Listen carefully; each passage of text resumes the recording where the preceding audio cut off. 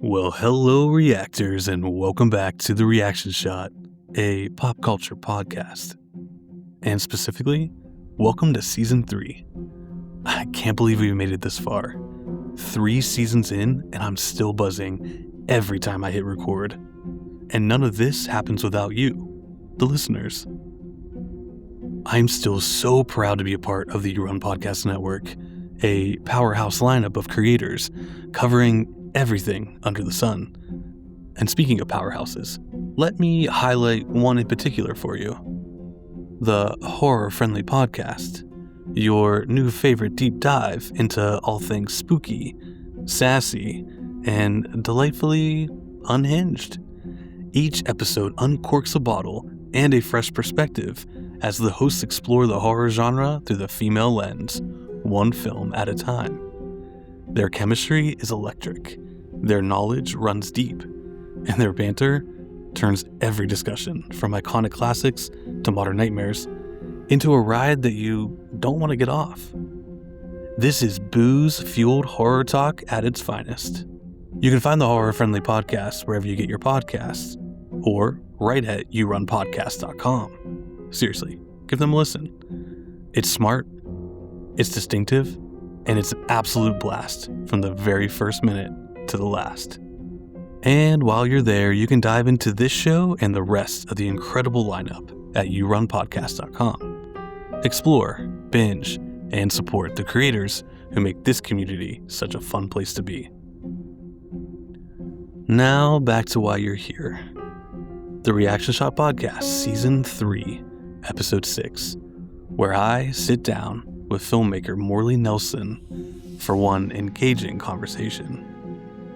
Here, Morley Nelson shares his unconventional journey from studying sociology and training as a classical actor to ultimately becoming an actor and filmmaker. We talk about how those experiences shaped the way he approaches storytelling and helped him dive into a deeper understanding of character, emotion, and human connection. We also dive into the creative process behind his film, Uncontained, available on Tubi and Amazon Prime Video. Not only does he star in Uncontained, but he also wrote and directed it. He talks the inspiration behind its themes and the real challenges of bringing an independent film to life. Morley also reflects on why representation in media matters and how powerful storytelling can create empathy, spark conversation, and bring people together. Along the way, he also opens up about both the struggles and the rewards that come with independent filmmaking. And he shares a little bit about what could be next, including possible sequels and prequels. It's a thoughtful conversation about creativity, perseverance, and the passion that fuels meaningful storytelling. This is a conversation you don't want to miss. So sit back and enjoy. All right, let's get started. Hey Morley, let's chat.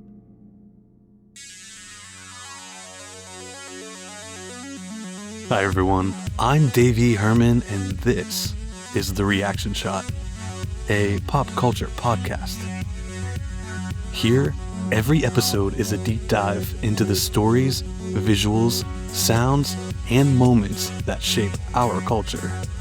This season, I'm going bigger. Sure, a guest and I still break down the movies we love, but now we're exploring the TV that keeps us up all night, the music that scores our lives, and the creative minds behind it all. From first-time reactions to heartfelt love letter episodes to exclusive conversations with filmmakers, showrunners, musicians, and everyone in between, this is your all-access pass to the art that moves us. Whether we're dissecting behind-the-scenes magic, unpacking cultural impact, or debating wildly different opinions, one thing is guaranteed. We're diving deep into the world of pop culture. If it's on a screen, in your headphones, or blowing up the timeline, we're breaking it all down. Past, present, and future. Thank you for hitting play. Now it's time to ask, what's your reaction? Fade And all right, everyone, I have Morley Nelson with me today. Morley, how are you doing? Awesome. How are you? I am doing well. Welcome back to the show. I know we chatted, I think it was sometime towards the end of December. We were talking about your new role, your upcoming role in the Joker sequel that we got going on here, Joker's Wild Lazarus Risen. Are you excited about that? Yeah, it's not every day that you get to play the Wonder Twins, where you get to be both. No, I'm kidding. I knew it. I don't even remember their names. Zan and something. Am I even close? I don't remember. Yeah, your guess is as good as mine on that one. Yeah. So yeah, with technology today, you can do both. It's split screening everything and Absolutely. no AI. Aaron would want to use AI. No. Yeah. No, it was. It's foolproof. Yeah. I think even though it's been a month, I think the announcement's coming soon. I don't know when, but my lips are sealed until then. No worries. I promised Aaron I want Sam the Flash. So yeah. Oh man, don't worry, I'll edit that out. We're good. Yeah, great. Well, I know we're definitely looking forward to seeing exactly who you are playing. I know you've told us a lot of names, so I feel like maybe it's one of them, or maybe it's something completely different. We're definitely looking forward to that. Well, it's going to be a bummer if I'm like cop number 2, right? Like that's like all that build up and like janitor 1. Not even the one with the lines. Yeah, actually, Aaron just got to me. He did tell me that you're playing cop number 3. Actually, you just got demoted for sharing it, but whatever. We'll deal with that at another date. That's right. All right, Morley, thanks so much for taking your time out of your day to chat with me a little bit. We're here to talk about your movie, Uncontained, which I just watched for the first time, and it's phenomenal. I really enjoyed it, but we're going to get into that in a minute. So I definitely want to start a little bit about your background, just kind of let everyone know a little bit about who you are. So doing a little bit of research on you, you have this really interesting mix of classical acting. I read online you're a graduate work in sociology. What did those early passions, how did those early passions, I guess, how did they shape who you are today?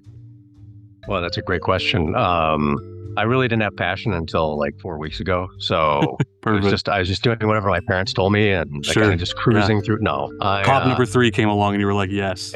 Yeah. Do I have to? Yeah. Come on. Yeah, you have to take something. This is your life. No. Because right now I'm in their basement. But no, I'm kidding. Yeah. So I was a theater major for undergrad, and I was the lead actor in a play in high school, and I had never, until that moment, I didn't realize. I mean, it was like eye-opening how much I loved being on stage and in theater. So the second I got to college, I declared my theater major. When I studied, Adler and Meisner and Lubbock and Stanislavski, like everything. I loved theater. And then when I was about to graduate, my advisor said, people aren't going to pay hundreds of dollars to watch someone that looks like you, perform Shakespeare. Or actually, I think he rattled off like 5, like Shakespeare, Miller, Gilbert and Sullivan. I don't remember what they were, but it was just kind of like, to me, it was devastating at the time. And I think I was like 19 or 20. And I don't know if that was born out of like his own viewpoints or if he's just trying to be realistic or whatever, but that changed the course of my life. So I was like, oh man, my parents were right. Like I can be a theater major. Like, oh, that was a bummer because it was a struggle to convince them that I wasn't going to throw my life away. And so I was like, well, what else can if I can't play, certain characters on stage, then what am I going to do? Sure. And so I thought, well, I'm already interested in studying people and character and everything else. So that was kind of somewhat of a natural progression to sociology. Sure. And so I went in and I went right to grad school and got my, went into sociology. And then from there, I took this kind of like 15-year detour. At that time, I decided I'm there's a job opening and I'll apply to be a cop. So I ended up being a cop, and then that kind of took me in a different path altogether. And then I was able to kind of veer back into the not necessarily theater, but movie making. So I was asked to be a technical advisor on a big budget film for M Night Shyamalan, and I I jumped at the chance, and then Oh yeah. that led, yeah. So that was like my first movie. So my first experience with film was doing this giant, I think it was 40, $50 million. I don't remember how much it was, but it was a big production, and Yeah. it was interesting and fascinating, and everyone was phenomenal, and working with everybody at that level was, I think you get to that level and everyone's kind of nice because they've worked so hard to get where Yeah. they are, and Yeah. so they kind of show me the ropes, and then it just so happened while we were at that studio lot, another production had just, I don't know if they let their technical advisor go or he's like, screw you guys, I'm out of here or whatever. Yeah. But Yeah. he didn't like Crafty or something. So Sure. he left, and I think their production office is like, oh my gosh, what are we going to do? All these actors need, an advisor. They're not going to, they need somebody that they can bounce ideas off of. And so I was fortunate enough that the people were on the project I was on were like, hey, use our guy. So I ended Yeah. up just kind of leapfrogging onto their project. And that was nice. I got to work with Bruce Willis and Morgan Freeman and a bunch Damn. of these fantastic actors. And they were all, I mean, I don't know. A lot of people ask me, like, was he a jerk? Was he mean? Was he, distant? What was he like? And he was phenomenal. Like, it Yeah. was just the second I met him. And it's really weird because when you meet some A-listers, it's like you have all these like forward teams, right? Like you Sure. have all these PAs that run in. They're like, oh, 10 minutes to Mr. Willis, 10 minutes to Mr. Willis. And you're like, Yeah. okay. Yeah. Yeah. And then there's another group and they're like 5 minutes, 5 minutes. And then another group comes in and they're like, okay, he's going to walk through here. Don't talk to him. Don't make eye contact. Don't do, and you're just like, and Right. at that point, yeah, I'm like, oh, okay.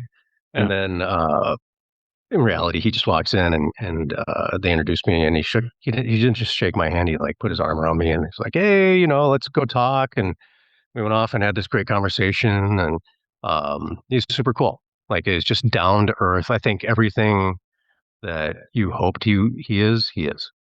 Like Well, it's just, yep. that's amazing. So that Yeah. so that really brought your spark back. That circled you all the way back to what you originally found your passion in, that you were unfortunately told that you wouldn't be able to continue that career. So that's great. Yeah. Yeah. I was very, I mean, I was very lucky at that time too. Sure. It was being fortunate enough to be kind of just like trial by fire, jumping into that world and getting that Yeah. exposure.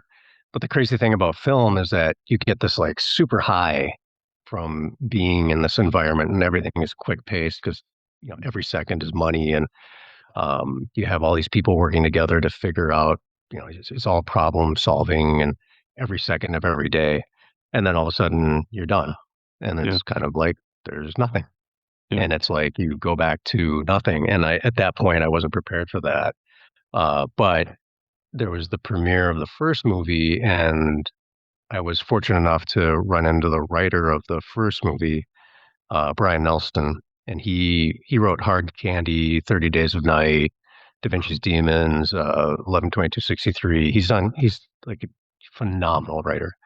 And because I didn't know any better, I was like, hey, would you, the first time I ever saw a script was your movie. Is there any chance that you could teach me how to write?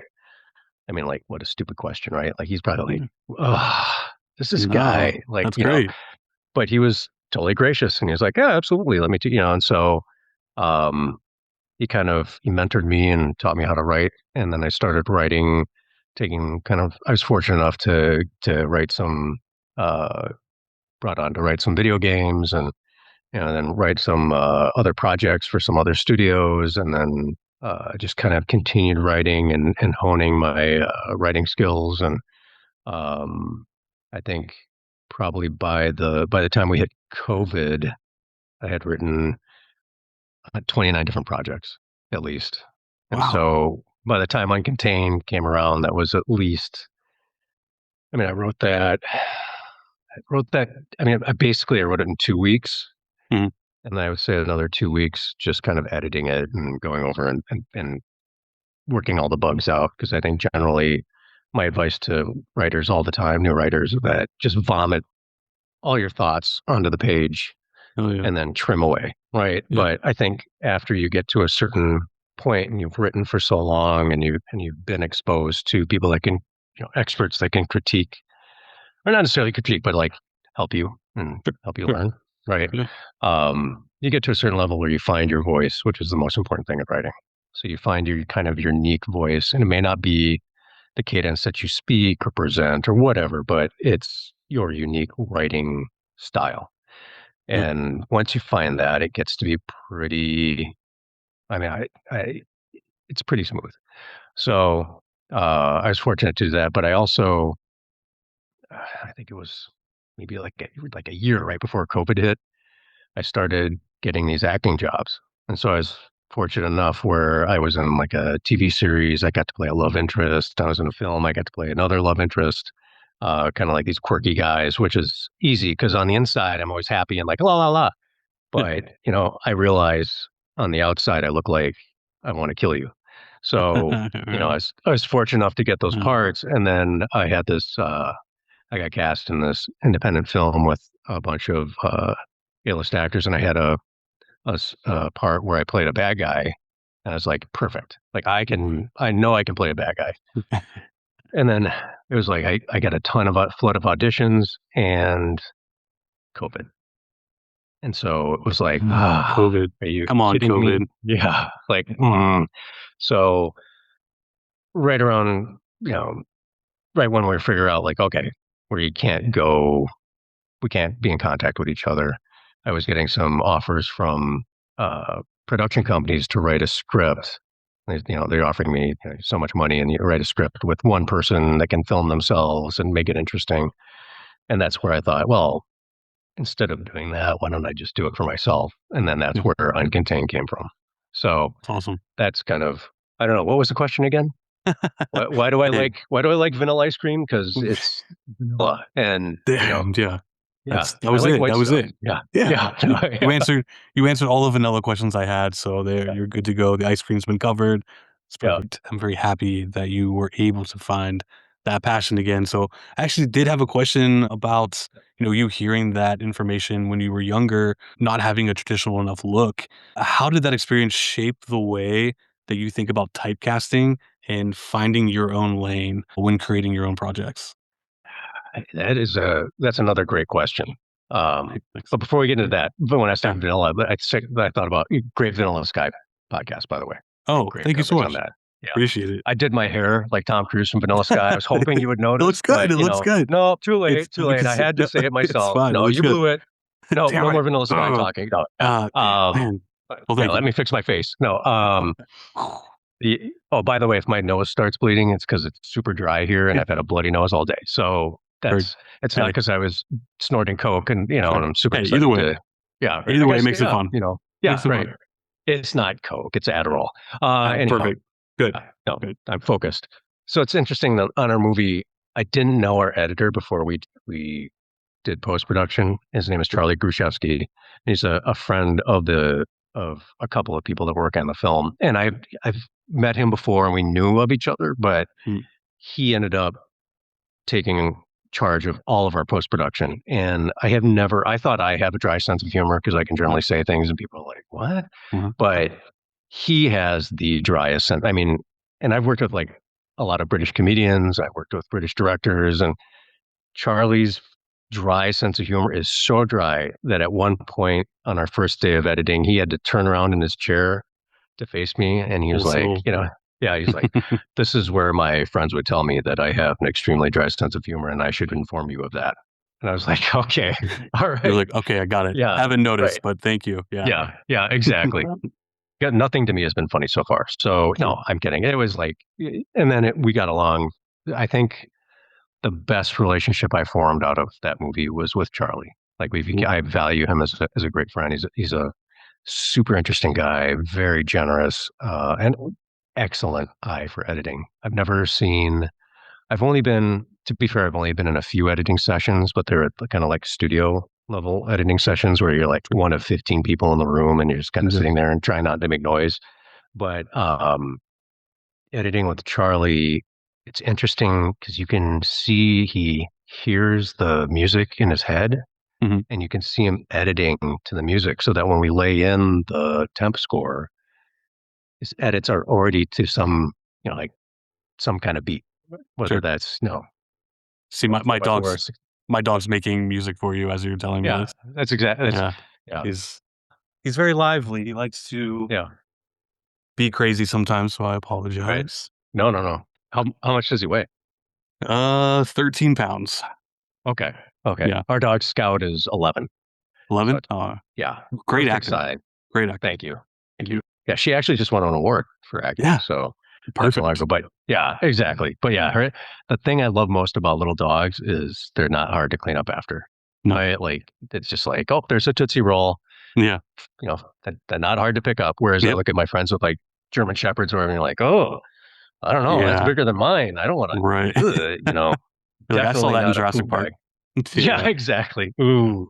And when Yeah. you see somebody at the park with a bag and you're like, you got what? Yeah. That's What is that? disgusting. Yeah. But Great. anyhow, Lane. Like, So it's weird, I think, prior to the murder of George Floyd, mm, um, Hollywood was pretty. I mean, I just never assumed that any script I wrote, the lead would be anything other than white. Like that's just, because you need to attract. I think the going assumption has for the last at least 20, if not 50 years in LA has been you're not going to get a project off the ground unless your lead character is a recognizable name. Right. And then sure. you can get Yeah. foreign pre-sales or you can get straight equity or that's essentially in a general sense, that's how you get the money. Yeah. Right. So you've got this group of actors and prior to streaming, when you had a large ancillary with like merchandising and DVDs and CDs of the soundtrack, right? You would have certain characters or certain personalities like Tom Cruise, Yeah. right? And he would be a straight bet because even if the box office didn't perform as expected, Sure. you would just make a killing on selling DVDs and you'd make a killing on merchandise and you make it, all that stuff, ads on TV when it goes to TV. So you had bankable people, and that's where Mm, so you had these bankable characters, but they're generally, with a few exceptions, obviously Denzel Washington, right, was an exception, Meryl yeah. Streep, Sure. um, right. So other outside of that, it was generally white male between the ages of 35 and 50, could play between the ages of 35 and 50. Who knows if Who knows, it's, right? Yeah. yeah, they could be 72 and they look 25. Like you just don't know. But generally white straight guy. Yeah. And so once George Floyd was horribly murdered,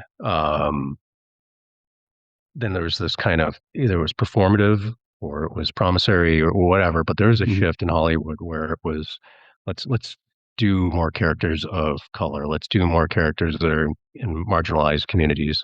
And so I think in the last 5 years we've seen like great strides as far as female Absolutely. identifying roles and the LGBTQ plus community and black and brown representation. Sure.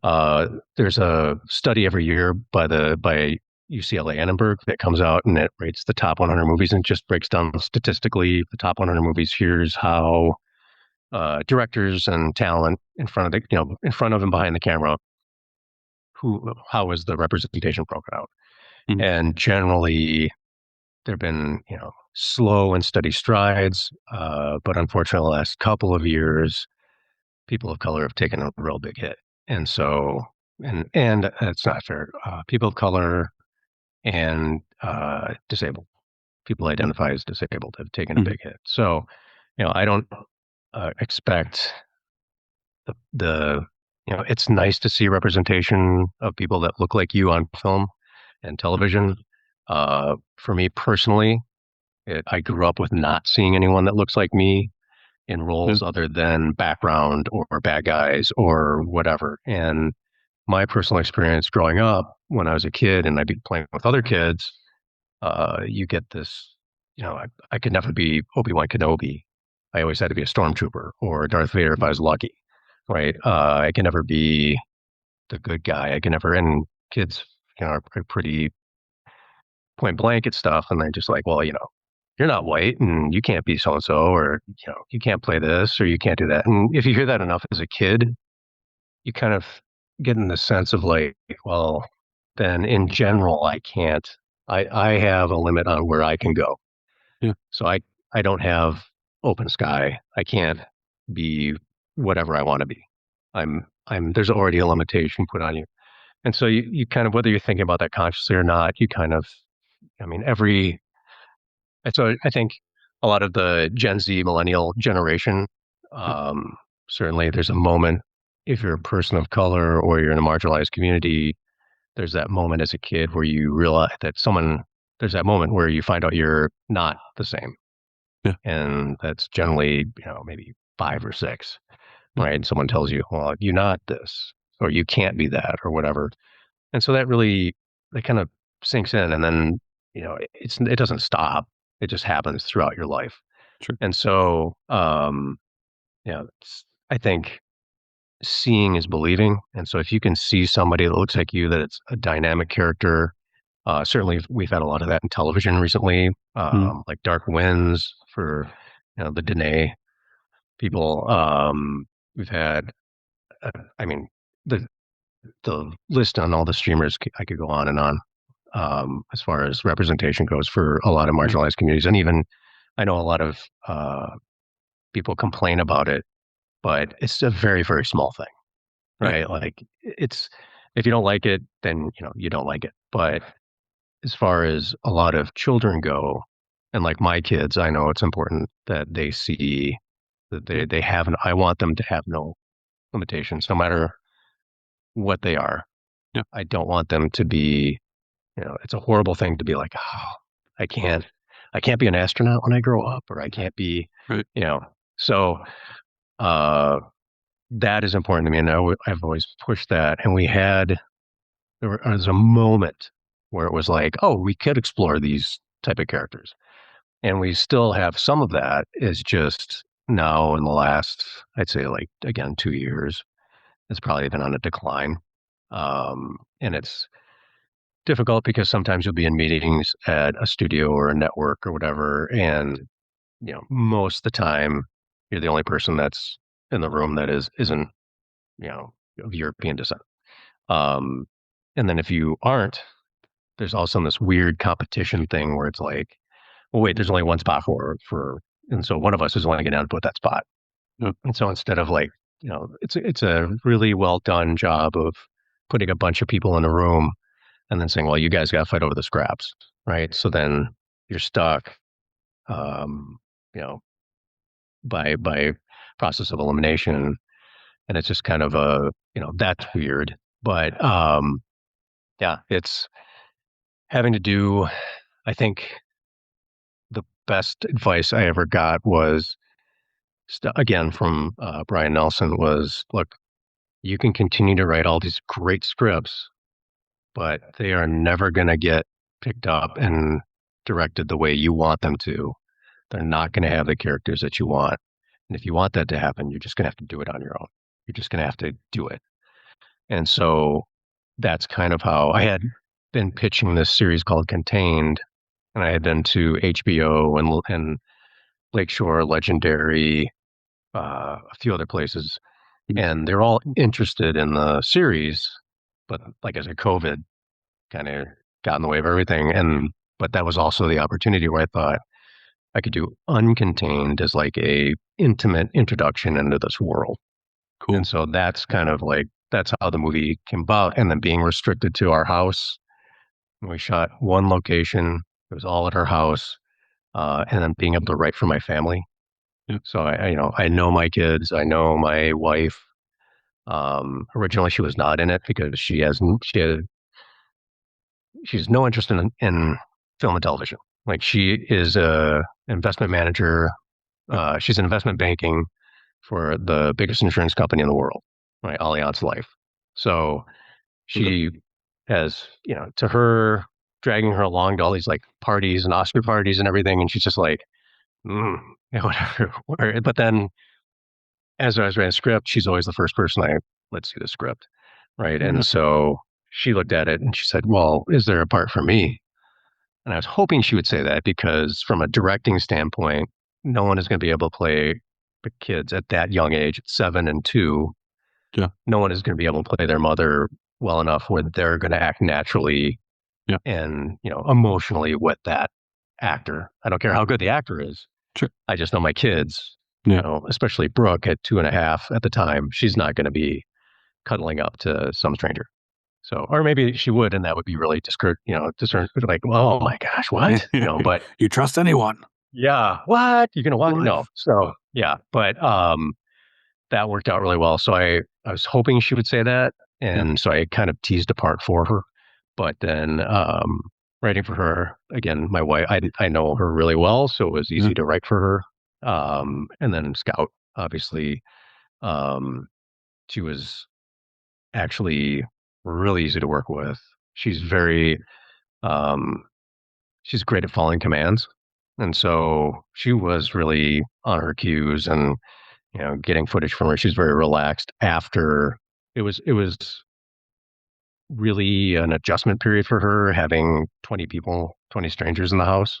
Yeah. And so that was the first 2 days wasn't great, but then when she got kind of used to everybody, we ended up wrapping. But anyhow, um, yeah. So it was being, I guess the other part, the second part to that question is I'm mixed ethnicities. So Mhm. I'm half Norwegian. My dad's this Norwegian Viking guy, Okay. and then on my mom's side, I'm indigenous to New Zealand, and I'm indigenous to um, parts of like Asia. And then I just found out I did a DNA test, and I'm now reconnecting with a tribe in Texas. So there's a Cool. Karankawa tribe in Texas that I had no idea until 2 years ago, Wow. or maybe not even 2 years ago. So did the DNA test, and now I've reconnected with that tribe, and that's been a real giant journey and kind of a shock, but it's been great. They've been fantastic, Great. very welcoming, very open. It feels like a lot of stuff makes sense now. It's really weird to say, but it's No. like, oh, I always kind of thought that way. But and then being Māori from New Zealand, my grandfather is from the northeast, uh, kind of ocean area of the South Island. Yeah. So he's got the appa, but that's kind of so having this kind of like smorgasbord of board of ethnicities, trying to figure those identities out growing up has been interesting because it's to me, again, personally, from my experience, and I try to reflect this in the movie, is that we're more alike than we are dissimilar. And I think we're at a point in time where we have these elites, right? Whether they're billionaires or politicians or whatever, right? Yeah. They do a great job of selling all of us that everything should be black and white. But Sure. people are every single person's unique, right? So it's not black and white. At best, we're gray. And I think they do a great job of keeping us like saying, hey, what, you're this and you're that. And you can't be this and you can't be that. And you should think this way and you should think that way. And, I think if one person, they also do a really good job of selling well, one person did this. So all the other people that he identifies with or she identifies with, they're the same, right? And that generalization that they attach to individuals is insane, right? Because I think when you generalize individuals, you end up, right?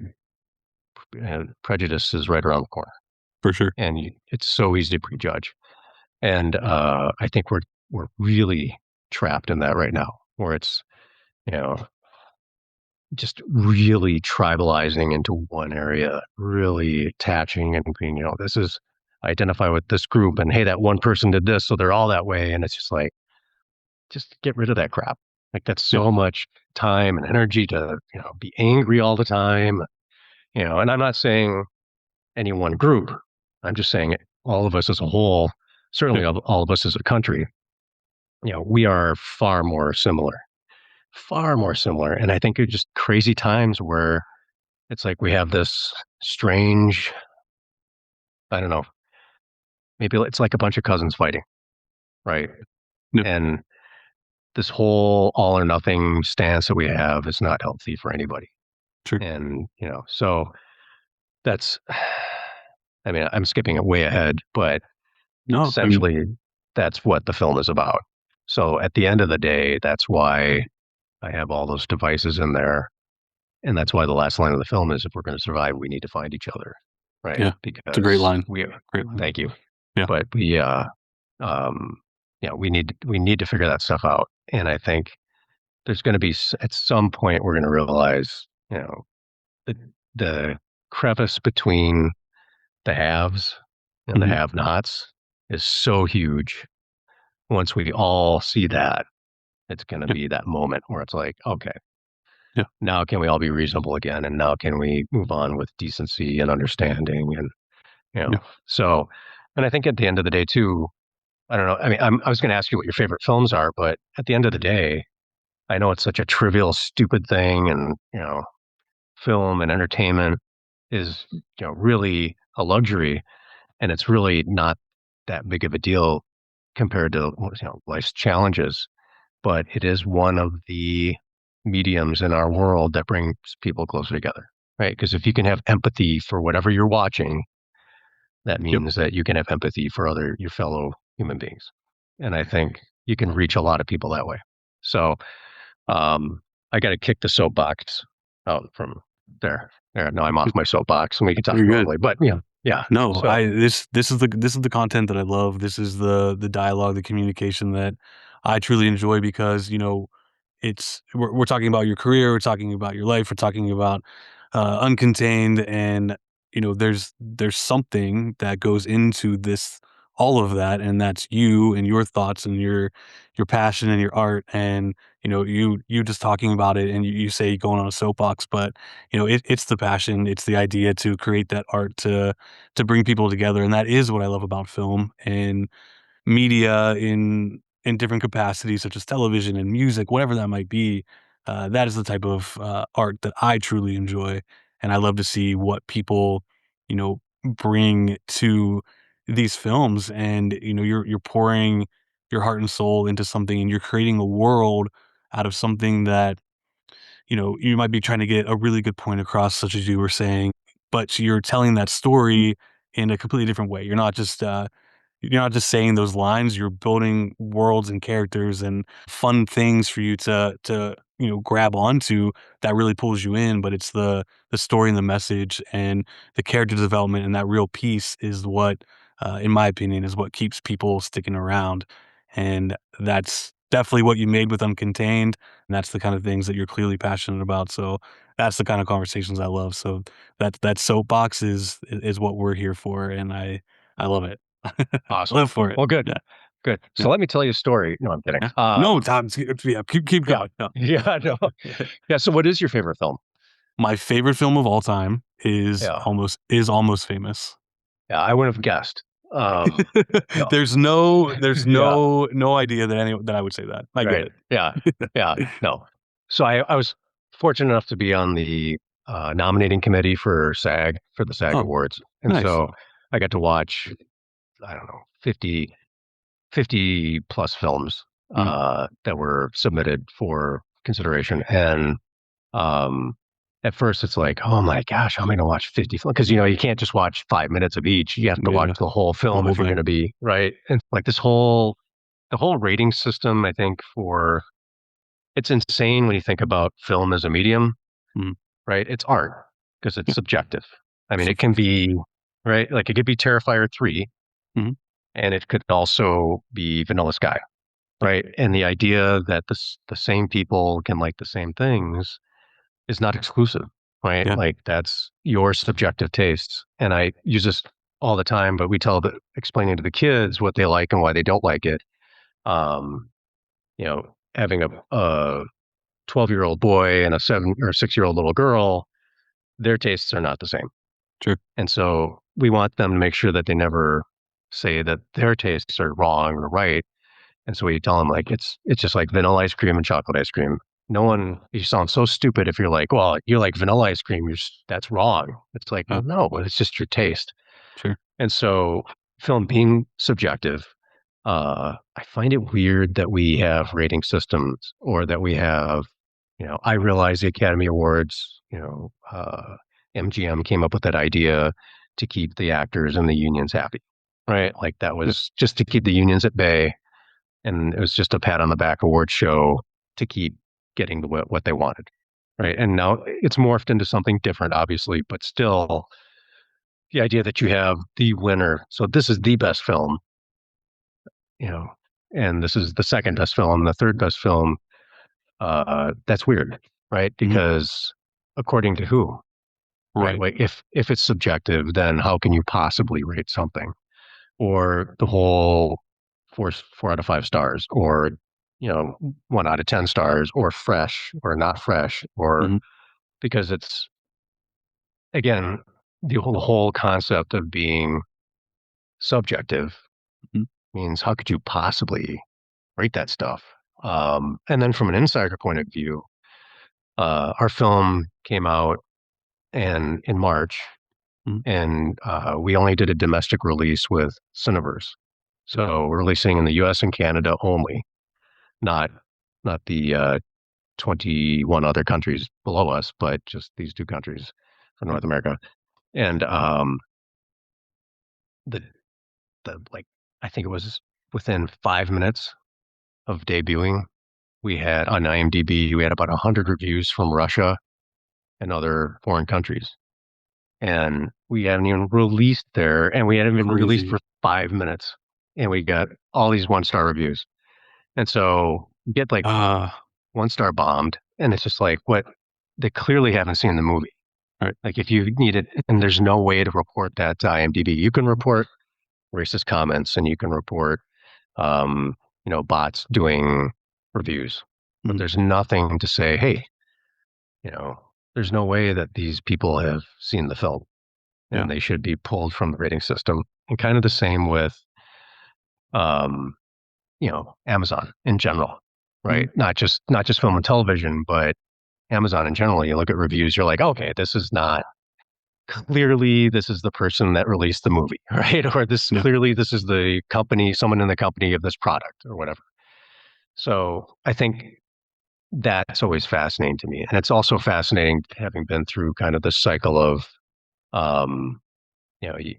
when your film comes out and it's a very intimate film, right? We raised only $55,000 to do the movie, right? And there was a lot of favors being done, right? But, Charlie Grishevsky, once again, and a lot of people took rate cuts. Like we had a producer, Rachel Palachewski, she worked on the project for over a year, and she took a gigantic rate cut just to make sure, we could get the best bang for our buck.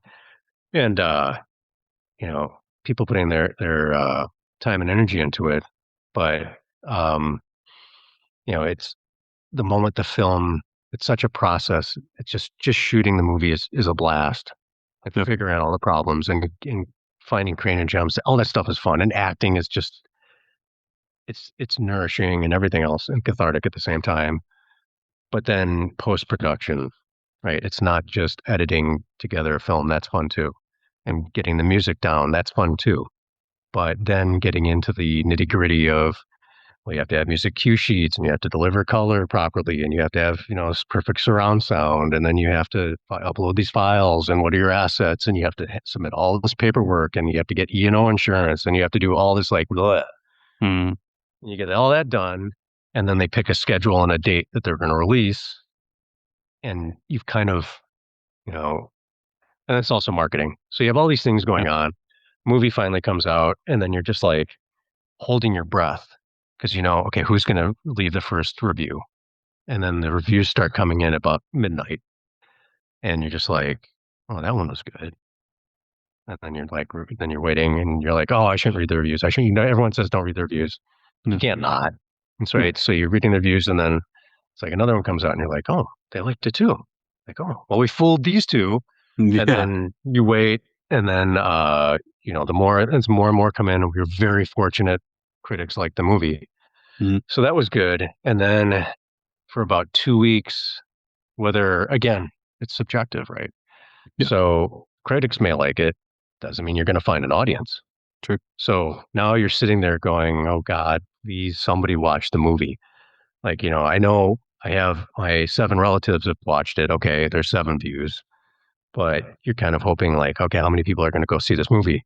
And Yeah. so for 2 weeks, I was so stressed out that I couldn't think or do anything while the movie was released. And I ended up watching ER. So, so I watched episode 1 and I just started watching the series.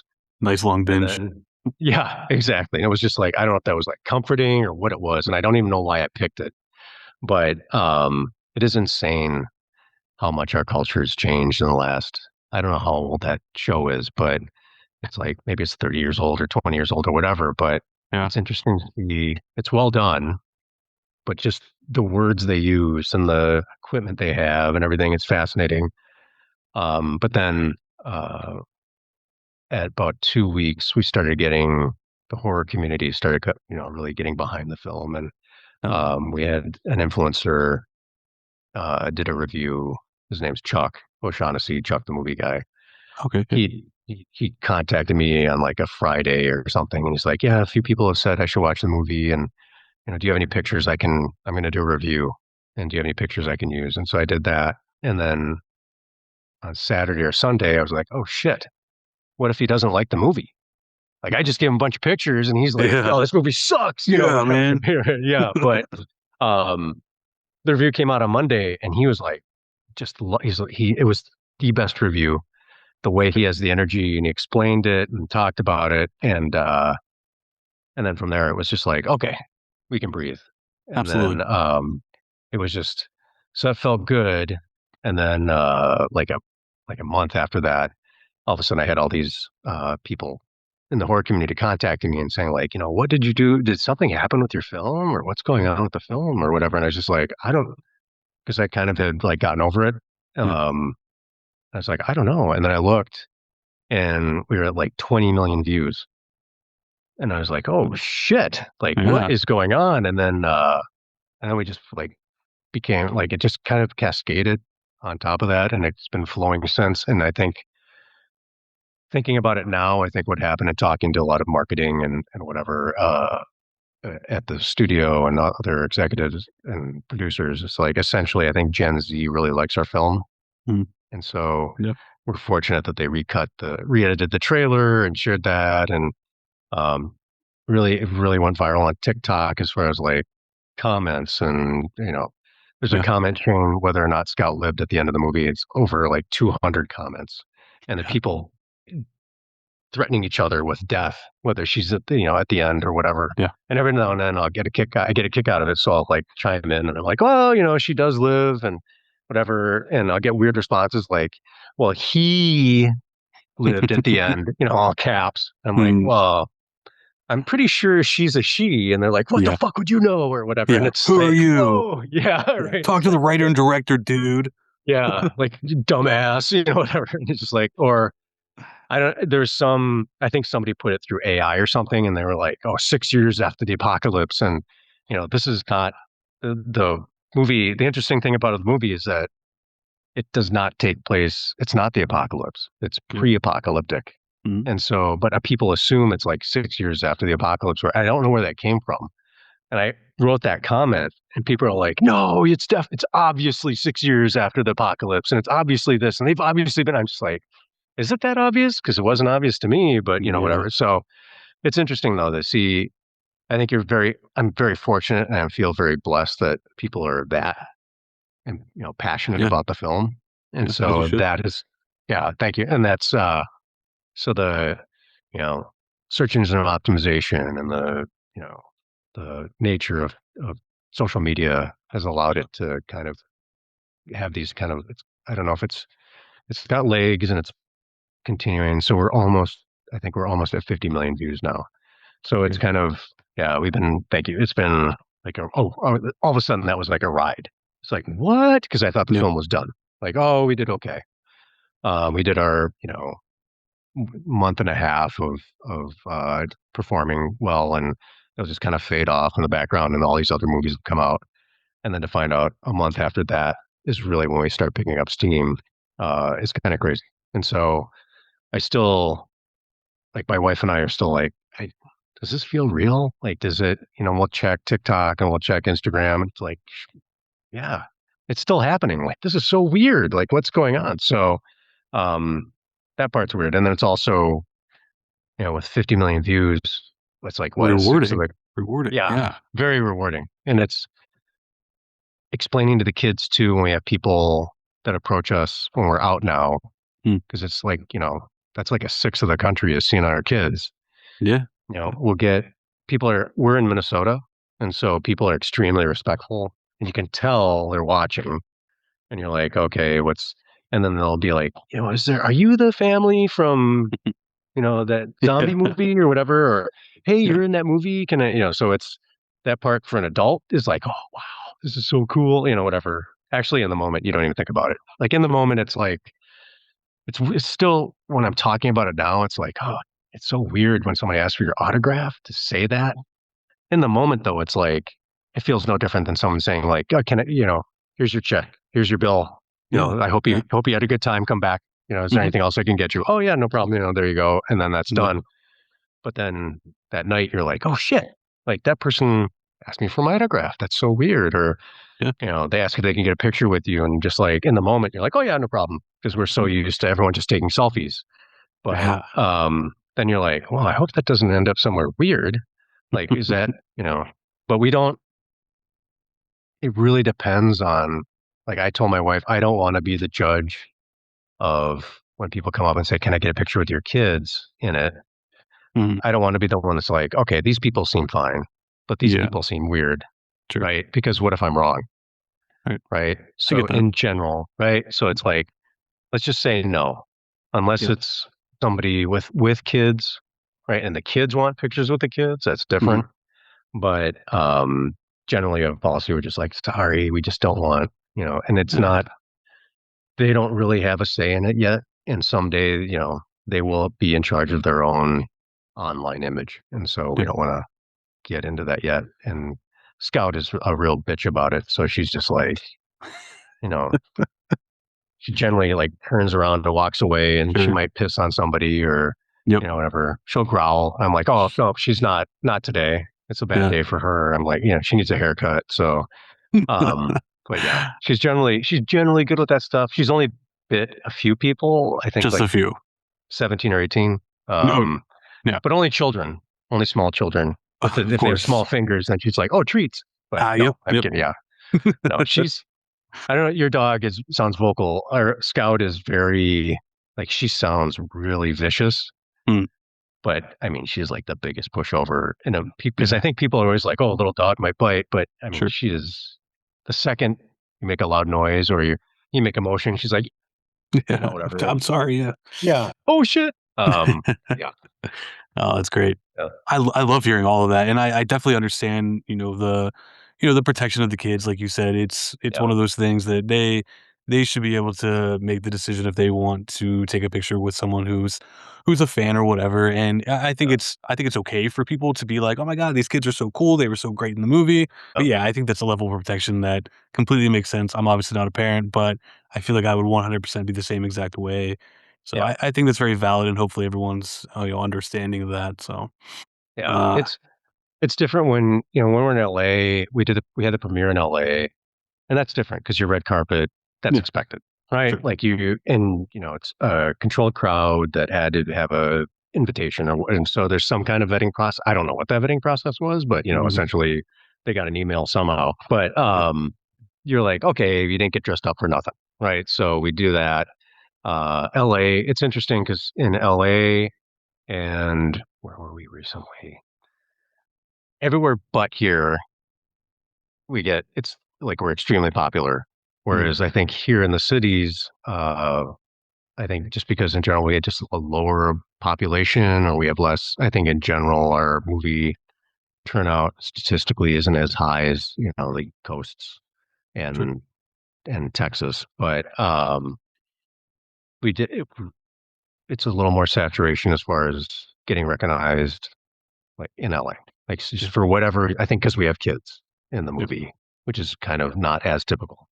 Um, but here, it's I don't know. It's always a weird. It's interesting to live through them when someone approaches, like especially at a restaurant or something, when you have staff come out and they're like, "Hey, is there any chance we get a picture?" And it's like, "Of course," Yeah. whatever. And um, but it's interesting to look at Jack and Brooke because they're just like, "Well, is this?" You can see they feel special, Yeah. but they don't. And then just having to explain to them why why they feel that way. Yeah. And I think having done it at such a young age, because they're introduced to that early, it's not a thing to them. Like it just is. And whereas I think it's from Nick and I, we're like, ooh, I don't know, is this going to be like, are we protecting them not enough? Are we protecting them too much? Are we setting them up? Are we not setting them up?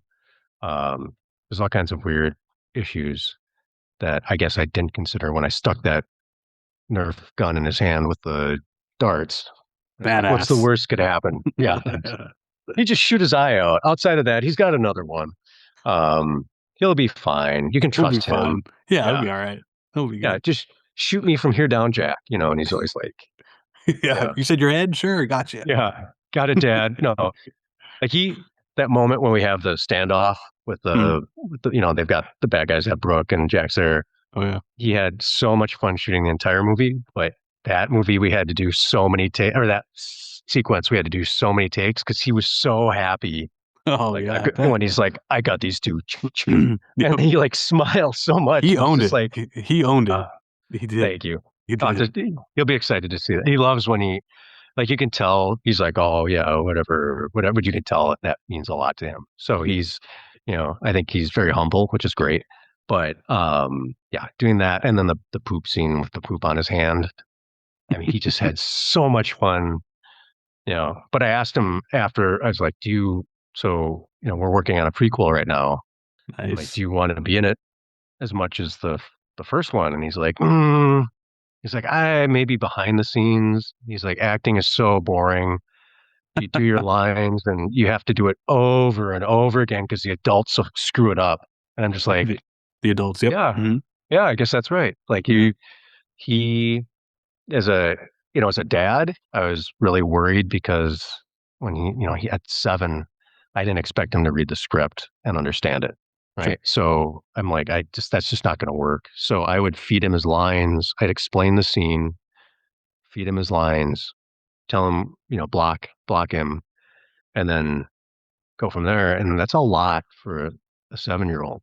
Yeah. And I remember as a dad thinking, oh gosh, please don't screw up. But I remember as a director being like, if he's not paying attention to me, he fucks us up. He's in so much trouble.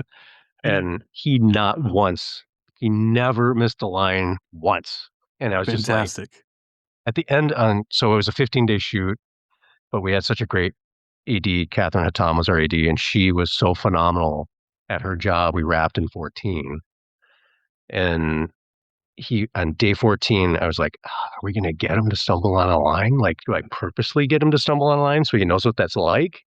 Yeah. And he just no, I mean, just absolutely every so. But then, of course, all the antagonists, Mhm. those were actors with experience. Sure. Like we had a phenomenal antagonist in Peter O'Mara as Yeah. Brett Carson. Like he Yeah. just literal black cat, but phenomenal actor, right? And he's from Ireland originally, Mhm. via L.A. And then Courtney Turk and Brett Zimmerman, who played Mel and Donnie, phenomenal actors as well. And so having them come in and act against my wife or Jack, where it's the first time they're on camera ever, Yeah. was I think you can elevate an actor's performance if they're across from a seasoned, well vetted actor. Sure. And I think the danger in that though is that if you have a wooden actor or a really not great actor who's not just releasing themselves to the moment, nothing stands out more than when you have a great actor giving a great performance and a bad actor giving a bad performance, because then you're just Absolutely. like, what is going on? Like, this is so Yeah. painful. Right. Like, oh, but yeah, Peter was he was gracious with his time. He's phenomenal to work with. He was really like the first meeting we had, he was all in. He thought it was phenomenal. So it Great. was, you know, and I envy actors like Peter, where Mhm. he's uh, Irish, right? And he gets to Yeah. play Americans, and he gets to play Brits, and he gets to play French, and he's just like, so I think that's always, I don't know about you, but when I'm watching something and I'm like, oh man, that actor was good. And then you see him in an interview later and you're like, You're like, that's not his what? accent. Yeah. What? Yeah. What's It's going incredible. on? Yeah. Yeah. It's like like, you're just like, wow, props like that, you Yeah. know, especially too sometimes when you're just like, what is up with the mumbling? Like that, Mhm. like, that must be really tough for you to act and enunciate when in real life you're just like, well, I don't know that. No, I'm not. And you're just like, get the gumbo out of your mouth. Like, come on, like, whatever. But For yeah, real. it's always shock. I think for Brits to be able, Brits to do a American Southern accent, whether it's Yeah. Texan or Georgian or whatever, I think that translates pretty well because the intonations are similar. Yeah. Whereas, so when you see Benedict Cumberbatch play somebody from the South, you're just like, oh yeah, that fits pretty well. Or, but for some reason, you don't get the opposite, right? Like it's so weird to see, like, if Josh Brolin tried to do a British accent, you'd be like, Right. Yeah, you like that's you pick up on it. You're like, that's not authentic. You're no. not doing it. Whereas, yeah. Whereas like British actors, I think, again, because they have the sing-songy quality of their everyday language is so, like Stephen Graham, I think he did Adolescence and Snatch, and he's in a lot of Yep. stuff, but he also did Boardwalk Empire, where he plays, I mean, not only does he do one British accent, but he does multiple British accents. Yeah. And then when he's on Boardwalk Empire, he's got a thick Al Capone Chicago accent, right? And then he's in Alto Nights, and he's got I don't even know where that was, East Coast accent or whatever. Yeah. Phenomenal, right? Yeah. And it's just when I mean, every now and then, if I do like a screening or we do a public engagement, sometimes I'll walk out on stage and I'll try and be like, oh, it is great for you to be here today. Just because I'm like, okay, they're going to think my acting is awesome now when they're like, Yeah, that's what? great. This I American love accent's that. amazing, right? But no, I don't. I hope you like the movie because I tried real good to do it well, but no, they're That's it's great. yeah, acting is. I love I love everything about acting. I love it's just such a phenomenal, crazy, insane, fun thing to do. Mhm. And part of my brain is like, people actually want to see this stuff. Yep. And I think that old saying about, if you can find a job that you love, you won't work a day in your life. Yeah. It's kind of true. But if you do, like, for me, acting is just, I would do it for free. Like, Great. I know I can't, but I would absolutely, like, it's just so much fun. But so is, I think, I don't know. I give advice to a lot of friends of mine that are writers, and they're like, "Ah, would you be interested in directing this, or would you be?" And I always tell them, like, no. Like, you, as a writer, no one is going to direct your script Mhm. better than you. Yeah. Like, no one as excellent as you are is putting your thoughts and ideas and direction onto a screen. There's still the magic in between the lines that only you are going to be able to get out with the help of a crew. And so I always just tell them, I don't care if you think you can do it or not. You got to try, right? Because even if you do an okay job, it's still probably going to be better than a really great director could do. Yep. Without, I think great directors will take a script and then rewrite it themselves, right? Because they have to. Yeah. So I think as a writer, you just need to direct your own stuff. And I think there's a lot of reward into doing that. But also, I think you can't just, it's not something you can just do, Mhm. right? You need to practice it and need to hone those skills as well. So, yeah, it's interesting. Like, I think if you're lucky and you're fortunate enough, again, I can only speak personally to my experience. Yeah. I was able to take this kind of 15-year detour, and if not for that job that sucked, right, I wouldn't be where I am today because I was able to, all those hard life experiences inform my writing, inform my acting, inform my directing. Maybe not so much directing, but it informs my writing and my acting. And Yeah. I would not be able to identify as well as I do with various um, points of view or various characters if not for that. So I'm grateful for that. Yep. But yeah, writing it's a nice balance. I think people are like, well, how do you do all three? And if you have all three, it's really not that hard.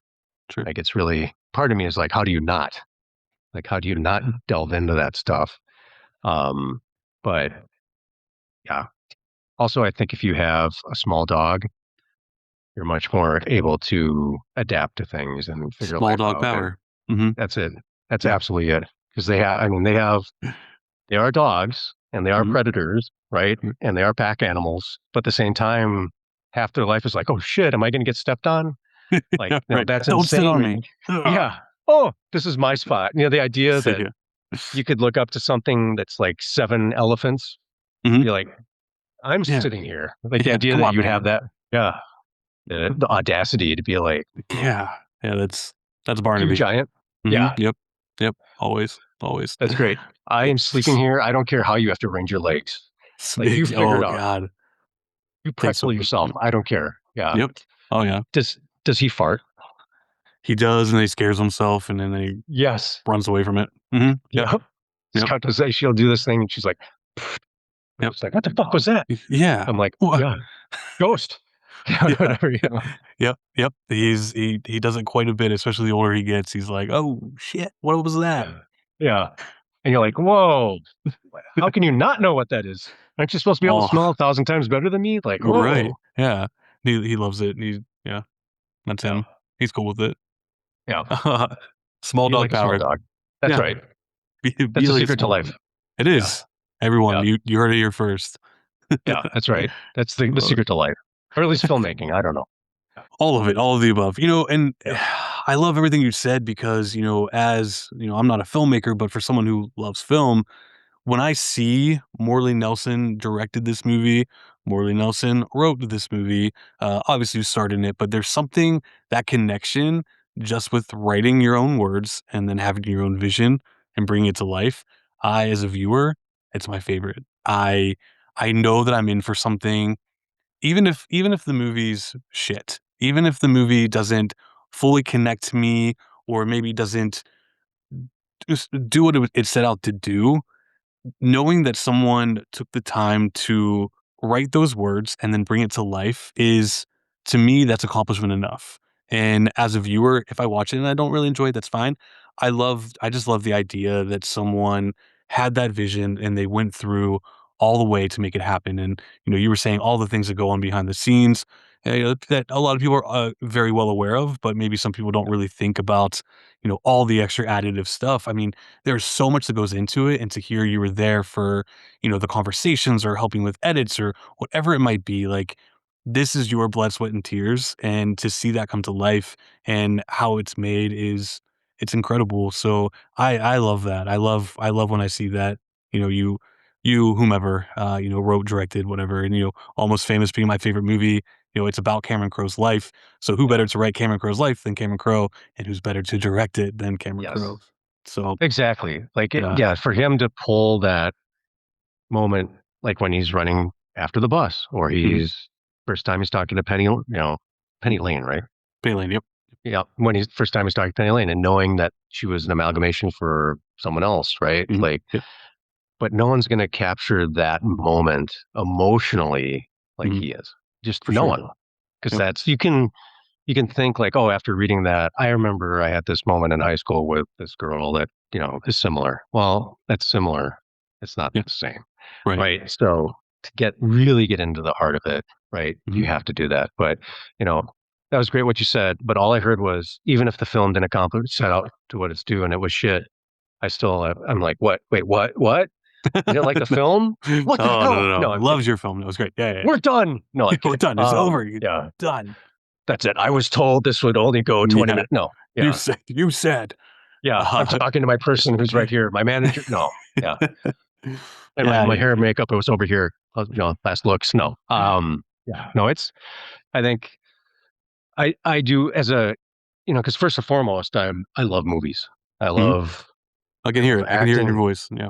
Yeah. Like I just, obviously I love theater, but that's something different, right? Mhm. Because even in the theater world, musicals are different from stage plays, right? So you have a whole different set of genres within the theater community, and I love that. But I love film and television because it's so vastly different, right? Like you can pick up on the most subtle. I mean, film is all about being subtle, right? Mhm. And so I love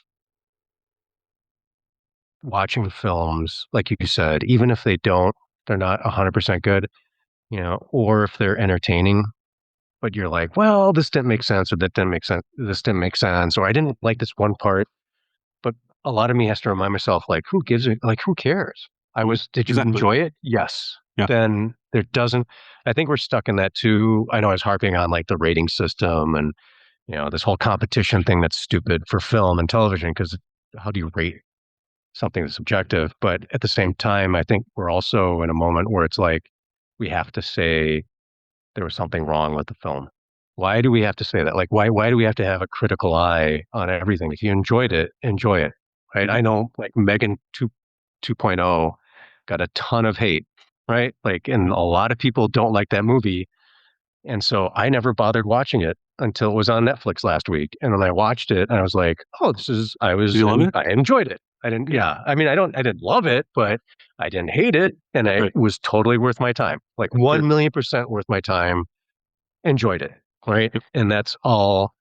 So to pick it apart, that's easy to do. Right. Like I Mhm. can say, like, oh, I didn't like this and I didn't like that. But I think in the 70s and the 80s, as a movie going society, we were just like, did we enjoy this? Yeah, great. Yeah. We'll leave it at that. And that's why you get all those weird ass 80s movies that we would never have today because people just enjoyed stuff.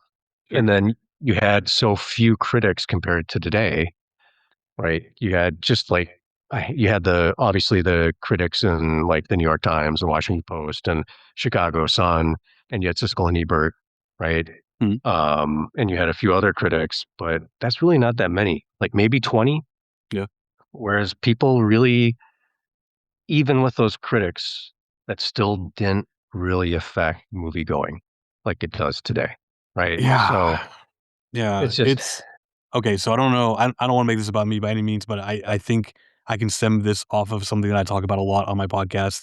I don't know how much of my podcast you've listened to, but I all of have a them. whole all of the good answer, good response. Yeah. Thank you so Yeah. much. There we go. Yeah.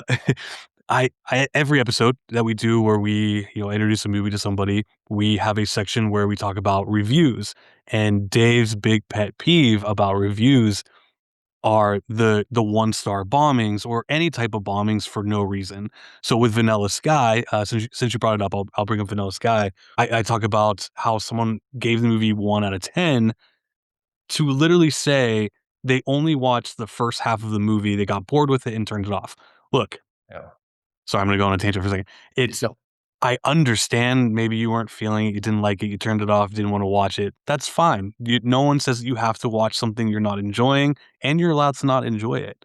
But to take time out of your day to write 4 or 5 paragraphs about how awful this movie is, whether it be, you don't like Tom Cruise, Cameron Diaz seems stiff, Cameron Crowe doesn't know how to direct worth shit.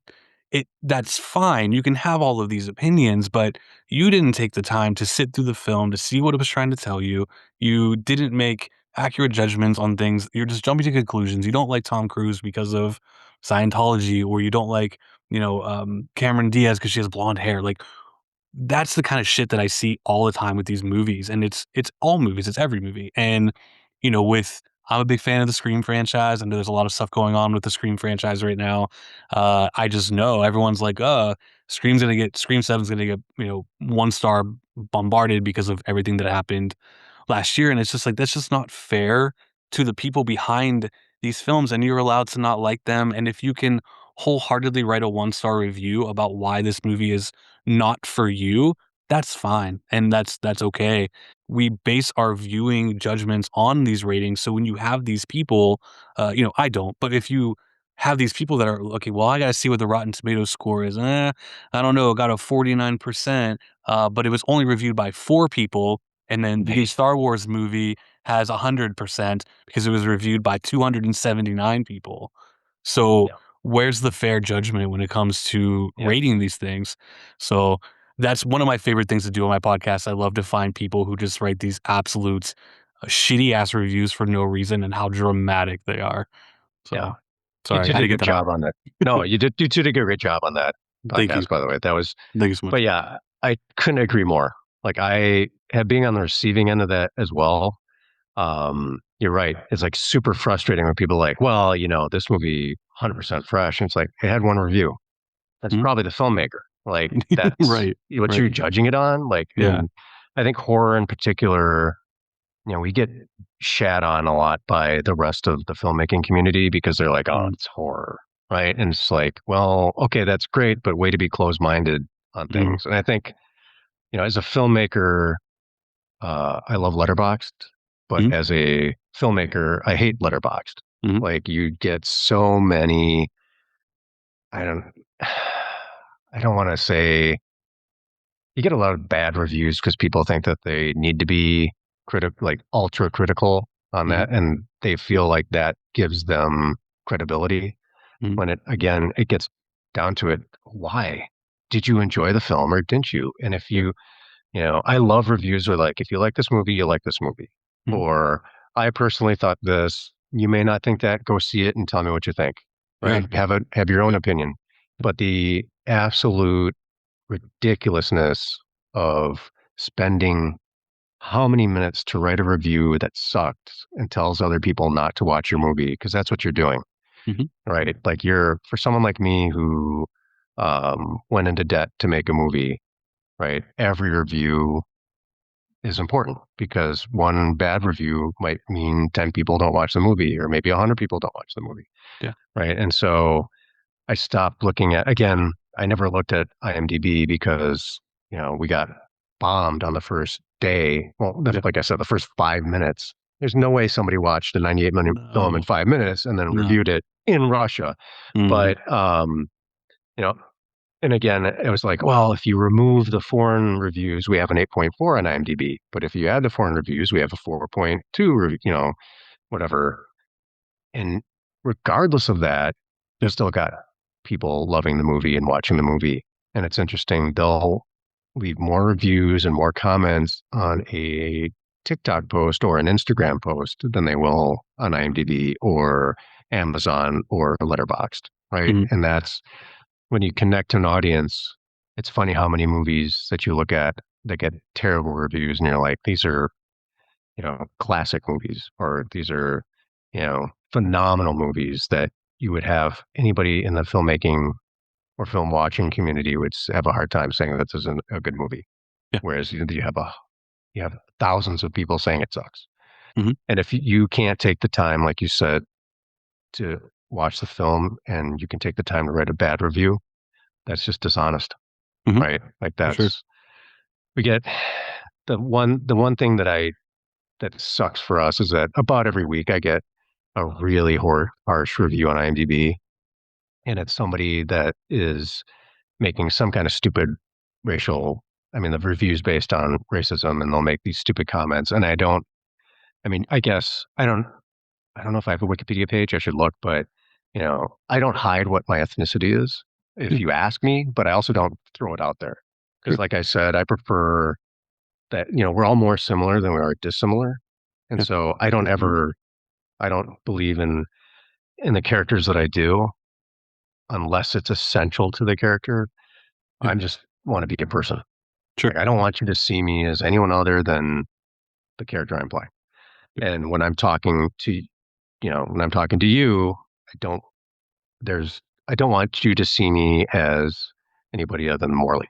Right? yeah, I see you as David, you see me as Morley, that we go from there. And so um I don't throw it out there. But again, I'm not ashamed of it. I'm more than proud. I'm absolutely proud of it. But when I see, I mean, it in a way, I kind of have to laugh when I get either the racist comments are wrong about my ethnicity. I'm like, okay, that's I'm not that. I wish I were, but I'm not. Right. And then I report it to IMDb, and I have to admit, IMDb within like minutes of if you say this is racially motivated, I can't remember what the box is. It's like, why are you reporting this? And it's like, racism, prejudice, or something like that, and you report Yeah. it, and it's gone in like minutes. Well, that's So good. that's great. But Yeah. Instagram, TikTok could care less. Yeah. Like I've had people say, I mean, Shocking. yeah, there's yeah, exactly. Like Instagram, there's somebody, it's still up on the comment talking about how somebody should have killed me before I could have made the movie. Fuck. And I was just like, like, okay. And they, you should have, we don't want any of this like reservation bullshit or whatever. And I'm just like, I don't, I didn't put that in the movie. I don't know where you got that from the movie other than some prejudging on your Right. part based on the Right. way I look. So it's, it's interesting. Like people are interesting at the end of the day, it's on one hand, it'd be easy to take it personally, but on the other hand, I'm never going to see this person. I'm never going to meet this Yeah. person. Um, so, why should I care? Yeah. And on the other hand, I know half of those comments are my mom. And so I'm just like, will you stop doing Stop, and the other mom. half? Yeah. And the other half are my dad. And I'm just like, Dad, like, what is Dad, come on. between you and mom? What the Jeez. hell? Yeah, no. It's just interesting. It's interesting. It's funny. The idea, I look at it this way too in general. The idea that somebody is actually responding and just doing any effort at all Yeah. to put into something that you made uh, is connecting in somehow too, Yeah. right? Like if For sure. they didn't, if you didn't put something out there, then they wouldn't be commenting. So I'm okay with that. But again, I'm very grateful that we've had great reception, and um, I think having put my entire family in front of the camera and having invested so much and putting so much heart into it and helping, not just me, but my family and the crew and the other cast, literally even Scout, our dog. Yeah. It was such a labor of love Sure. that I think that's probably why it connects. But also, I think something else you said too is like, the idea of writing something, directing something, and doing all that stuff to get it out there. Mhm. That part is, you kind of, you said blood, sweat, and tears. Well, it is that, but it's also, those blood, sweat, and tears went into making a baby. And if the film is the baby, you got to take care of the baby, right? And you get Absolutely. other thing for us is that uh, Cineverse did zero ad spend, so they didn't spend a penny on marketing. So we Wow. had to Okay. market our entire film ourselves, right? And I think you're able to do that. Like I think Markiplier was able to do that with Iron Lung last weekend Yeah. because the horror community is so supportive, right? Like I don't see that in any other community Mm-mm. as much as I'd like to, right? I think sci-fi is interesting because the sci-fi community is so uh exclusive, Yeah. right? Like you get definitely people that love Star Trek, and you get people that love Star Wars, and then you get people that love, I guess if you lump in superheroes, right? There's people that are absolute DC and absolute Marvel and absolute Yeah. Image and absolute, whatever.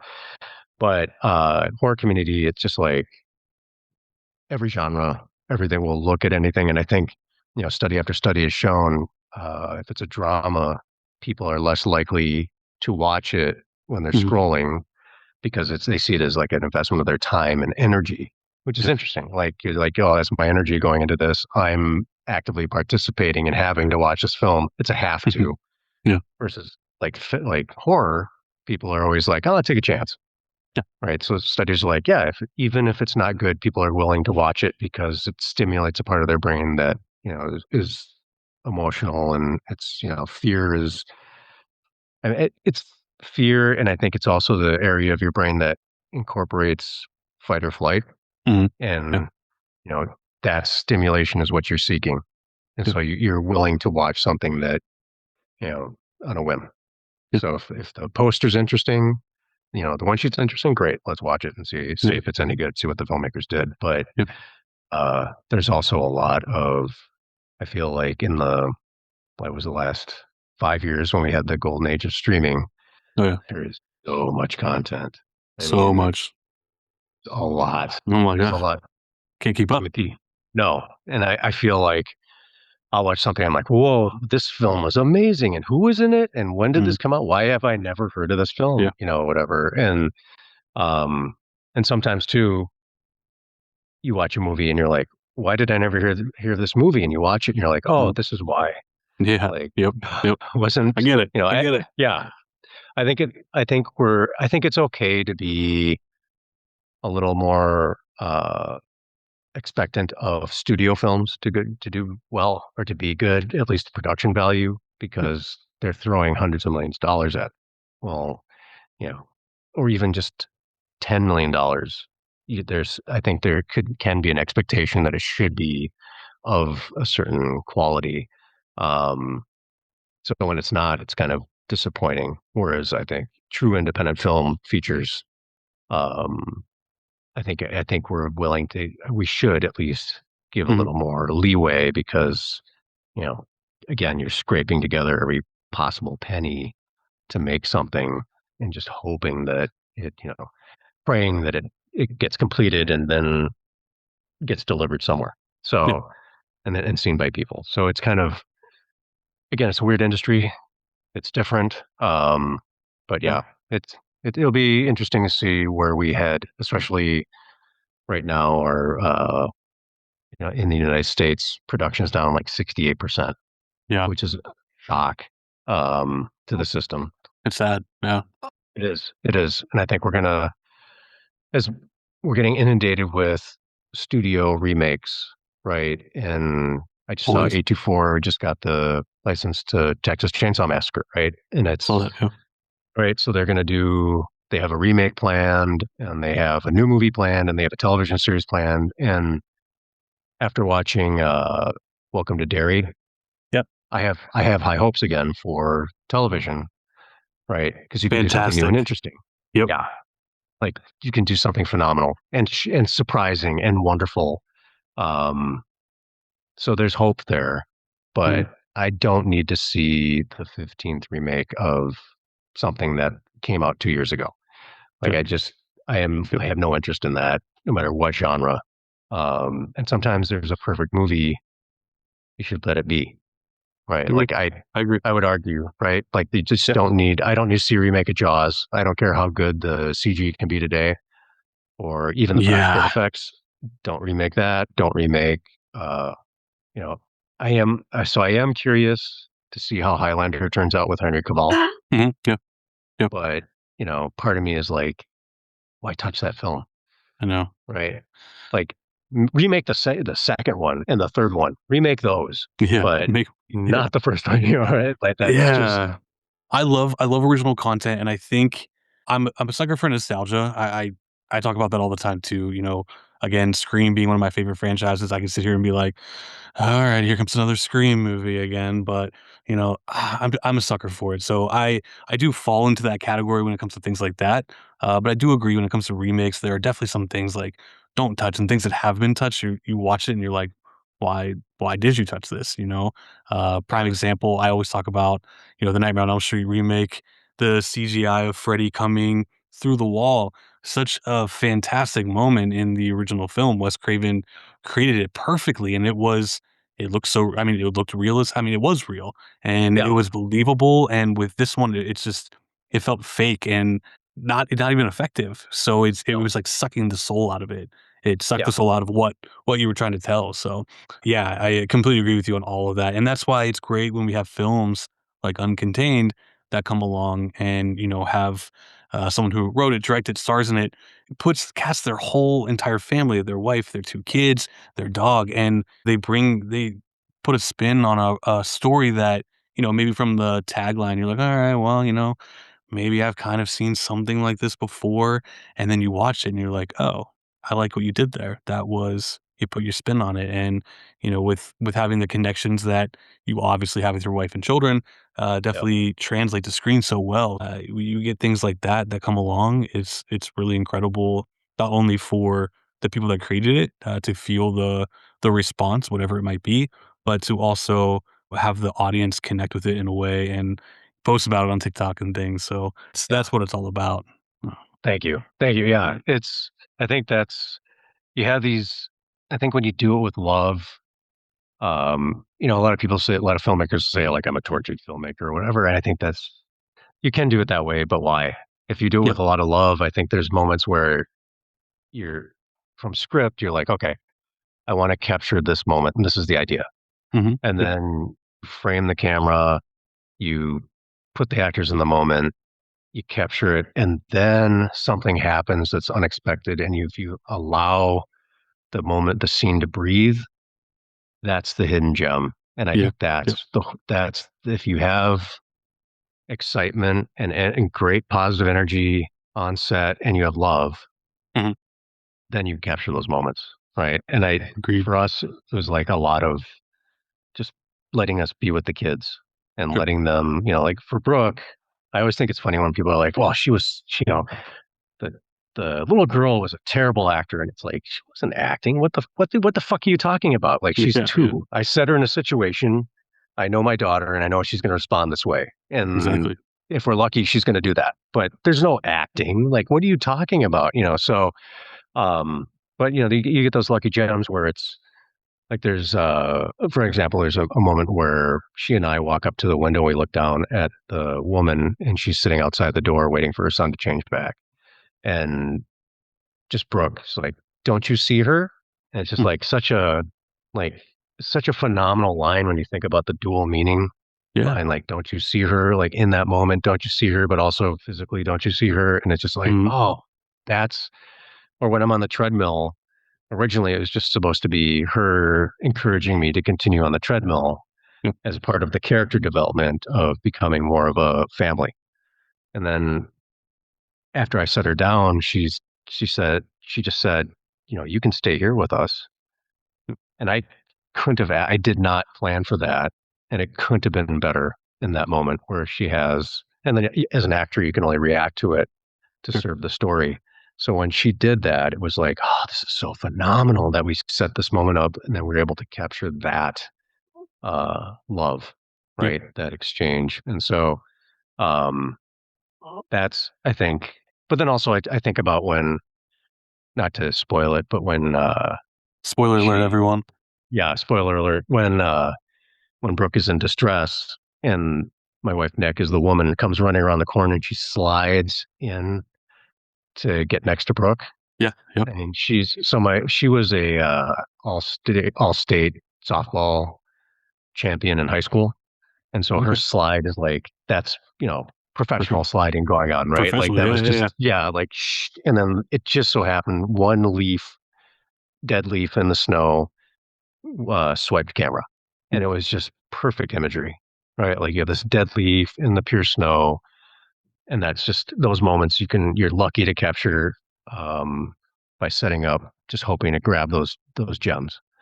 Um, but also, I think that comes with keeping an eye on visual storytelling and Mhm. having kind of that in the back of your mind. Like we have to capture these inserts. We have to put the audience in the frame of mind that you're there with you past, they're part of the story. Yeah.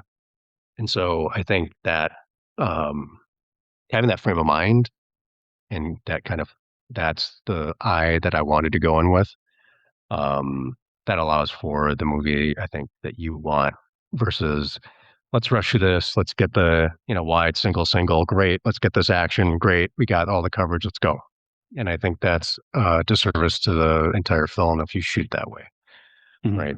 I think again, it goes to being the writer of the film that you're directing. You need to Yeah. be prepared to get those moments. So, but it's also helps to have a great crew, great DP, great. I mean, when you have a small independent film, it's like all hands on deck. Yeah. It may be there's no such thing as the grip department or the electrical department or sound or camera. yes, those are their specialties and their skills, but it's everyone working together Yeah. and saying, what did we want this in the scene? Because I'm not sure if this, or what about this? And it's not a challenge. It's more of they want the film to succeed. And then you saying, yes, we need this because of this, or we can't change this because later in the story, this, and I want to be able to put that in the edit or whatever, and having a firm handle on that. And I don't know that I think you have to be a more skilled director than I am to do that with a script that you didn't write. I think visually the film is very effective. A lot of the shots that you have in that film, it's also at the same exact time kind of unsettling. It kind of captures that kind of makes you really feel like you're alone when you're watching it, you know? And, the snowfall being, kind of a main character in every single scene, essentially. When you think of snow, you think, it's pretty snow and everything, and now you have these, feral-like creatures running around, you have blood splatter, and, I think you guys captured all of that stuff pretty good. I mean, watching the film, I felt cold watching it, so that Right. was effective. Was it cold when you filmed it? Yes, it was our average. So thank you for that. Cause that one of the main themes is I wanted the duality of life and death. Mhm. And that's why I have Nailed a it. lot of shot. Thank you. And that's why I have a lot of shots of like, we have a plant in the corner that's alive in the beginning. And we have a couple Mhm. of inserts of that where Scout walks by it. And then at the end, it's dead. And then you have the snow outside behind I it. And you have, love shit right. like that. Love it. Yeah. So it's like the purity of snow. Or also in the beginning, we have like an insert. I think it's in the first 5 minutes. And it's just a evergreen pine, like a conifer tree. And it's got snow on it.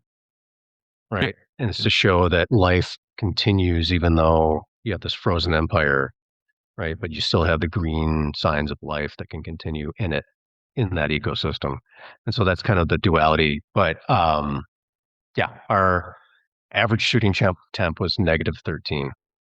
And so -13. I'm Oh sorry, my god. 13 degrees. Our average shooting temp was 13. The lowest we got was negative 22 with a 40-degree wind chill, like 40, 45-degree wind chill. So the first and last scene was negative 40 wind chill. And it was like negative 22, negative 25 out. So when I'm on the lake at the Mm, very end, yeah. that was negative 25 in a blizzard. And so for Mario Howard, our drone operator, and Bo Hakala, our DP, to grab those shots, the drone was like flying. If there's a gust of wind, it would go flying and they would barely recover it. But it Wow. was so cold. And by the time I got out to the middle of the lake, because it's also in about 4 feet of snow Mm, on the banks and then about 2 feet of snow on the lake, by the time I was able to like trek out to the middle of the lake for the shot, I couldn't feel my ears. And then they got really warm. And I know a sign of frostbite is when it's super cold and then your body starts to get warm. And I was like, the shot better be worth it. yeah, you're Because like, "Here he if I goes." lose my ears, yeah, I will have to have long hair forever. But Yeah.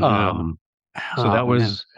that was fun. And then the first scene, um, so I'll spoil it, but spoiler alert. When I'm in the snow naked, Mm, that was fucking cold. Like that, I was like, I want to do one shot. You bury me. I'm gonna pop up and you better have that shot because I don't want to do it again. And sure enough, I pop up, and the first thing I hear is, "Oh shit!" And I'm just like, "Oh, are you kidding me?" Like I oh, man. took so much to psych myself up to lay in this hole and then have the snow shoveled on top of me, um, and then to wait a beat and then hear action and then sit up and then having to tell my body to be able to do that again Mhm. was rough. So, yeah. So that was, I That's mean, everything was practical, but and then in the part where the blood is seeping up through the snow instead of dropping onto it, love it. we were trying to push that through a syringe practically, but it was so cold that the syringe before we could get it into the snow because I think physics, the snow uh, is a insulator. So if you Mhm, can get the liquid into the snow, it won't freeze right away. But we weren't able to transport the liquid in the syringe from the gear truck to the snowbank in time before it froze. So it would always freeze in the line and in the syringe. And so it was really hard to get that. I mean, it took so many takes to get that down. But that's just, working in those temperatures. And Yeah. so having a crew that's familiar um, with working in cold weather, like being able to switch out the lens with like really thin like gloves on, Mhm. having being able to realize your camera battery life is only going to last a quarter of the time it normally would, and having to swap the battery out quickly. And I was gonna um, say that. I was about to be like, weren't your batteries dying a lot faster? yeah, it was. I mean, that part, but having a great crew that's on top of it, I Yeah. we never missed a beat. So that was great. And then lighting in the snow during snowstorms is different. That's interesting because you get so much contrast and you get so much media to pick up. But then mostly it was the fun stuff was having actors from LA nervously call a day or two before they're leaving for their flight and saying like, are my eyeballs going to freeze? Like, am I going to be okay? Like, it's like, you'll be fine. Like, we'll Yes, take but you'll care. be fine. Don't Yeah, we worry. got you. Yeah, yeah. It's no big deal. Like We they unfreeze. yeah. But that's what hair dryers are for. Hair and Yeah. makeup will just. Get a nice little But blowtorch. Yep, you'll be uh, good. we did have we had a warming unit on a propane tank, and it's just kind of like a flame unit that you screw on. And for whatever reason, the equipment we had, it like started like shooting flame up. And we're like, uh-oh. And in my head, I'm like, oh, here we go. We're gonna have an Here we go. exploding propane Yep. tank. Yep. Make sure we get that on film. Yeah, keep But recording. yeah, whatever you do, do not stop Mhm. recording. I'm gonna run over and put it out with my hand. But yeah, no, it was I think Peter again, being from Ireland, he was phenomenal, and he was not his character had to be tough, and so he's not in. He had like the secret to being in below freezing temperatures is to make sure that you have layers, and Mhm. so he had like thermal underwear on, and he had heated socks and heated gloves. But for his takes, he'd have to put on these like rancher gloves, right? And he'd have to Mhm. take off his. We had the wardrobe had this big bear kind of like coat blanket thing to keep him warm. But for his takes, they had to strip him of all that stuff, Yeah. and then he had to hold a shotgun and he had to give his lines. And the other thing that's crazy in below freezing weather is that your facial muscles freeze and they get tight, and so Oh you yeah. can't Yeah. speak properly. So you have so many takes, and then you have to stick him in a truck and let him warm up, and then you have to come back out and do the takes. And he's just a great sport about it, But he was, it was fun because he would be like, he'd do his take. He's like, hey, we don't deal with strangers. We never deal with strangers. And then I'd yell cut. He'd talk over and he'd be like, Morley, I can't feel nothing in my hands. Like, what are we gonna do? I'm just like, we'll get to it, no Oh problem. yeah. Yeah, it's no problem. Just go warm up. But yeah, he did a phenomenal job, and it was just. I think I don't have. Trying to think if we had any issues, and we really didn't. Right, we had such a phenomenal crew that was on top of everything Hmm. that every day was a blast. Yeah. Yeah. I think I've said multiple times. It translates very well to screen. I think Yeah. what you put into this film definitely translated extremely well. I was sucked into the visuals, like I said, and I think the world that you created was something that I was very invested in. That's what's gonna keep people coming around, they're gonna I have this thing where I say every movie deserves 3 chances before you can have a full take on it, because the first time you watch it, it's visual. You're watching it visually, you're seeing, the world that's created visually in front of you. Second time you see it, you're listening to it, so it's more audible, and you're pulling in all the dialogue, all of the sound effects, things like that. And then the third time, it's almost like your senses throw all of that together, and you're able to fully comprehend every aspect of what was put together to create this story in this world. And that's kind of something I always tell myself, to give a movie 3 chances, because that's when you can really take the time to sit there and write lengthy reviews, whether it be 1 star, 5 star, 10 star, whatever scale we're on, that's when the truth really comes out. And that's when I think you can find a little bit more respect for fully immersing yourself into everything that went into it behind the scenes and on the screen. Wow, that's you're thorough. Like I watch a movie, I watch it at like 2 times speed just to get through it. No, I'm kidding. I'm kidding. That's And that's no, how I it's get my reviews. yeah, exactly. That's how if it's good at 2 times speed, it's a good Yeah. movie. No, Hell yeah. yeah, no, that's extremely thoughtful of you and thorough.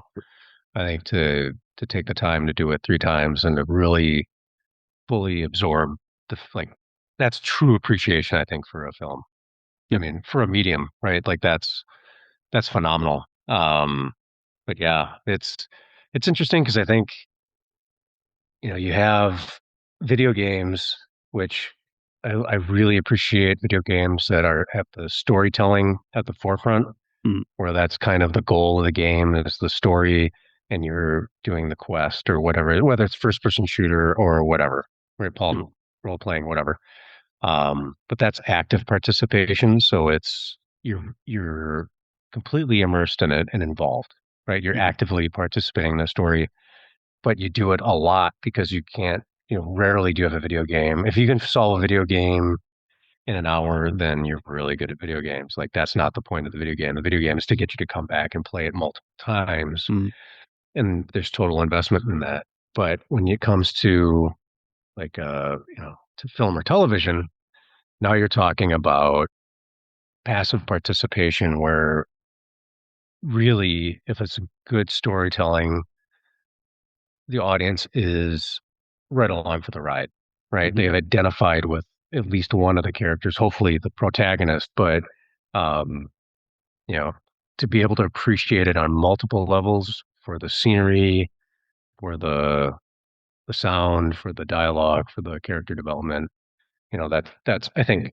on another level that's super impressive, right? Like that's yeah, truly immersing yourself in it. But yeah, I think that's the tough part is keeping, no matter how well it's written, keeping the tension so that no matter what is on the screen in the moment, mhm, it's interesting and it's keeping the viewer, you know, I guess for what I like to do is I like to set something up where you're like, oh, I'm familiar with this. Like this yeah, is going to happen. mm, And then flip it on its head. We're like, whoa, like I was going to enjoy what was about to happen, but that was totally different. That yep, went in a totally different direction. Like yep, now that's interesting. And you do that 1 or 2 times, I think then the audience is like, well, now I'm really invested because I don't know what's going to happen next. yeah, And that allows you to do the visual storytelling where you're adding, I don't know,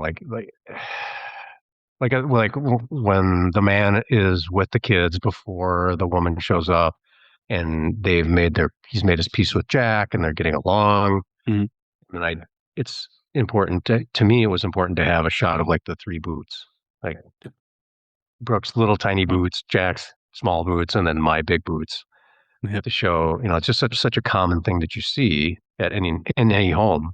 yep, But at the same time, what does that mean? Oh, that means family. yep, Like here, we're right, getting together as a family.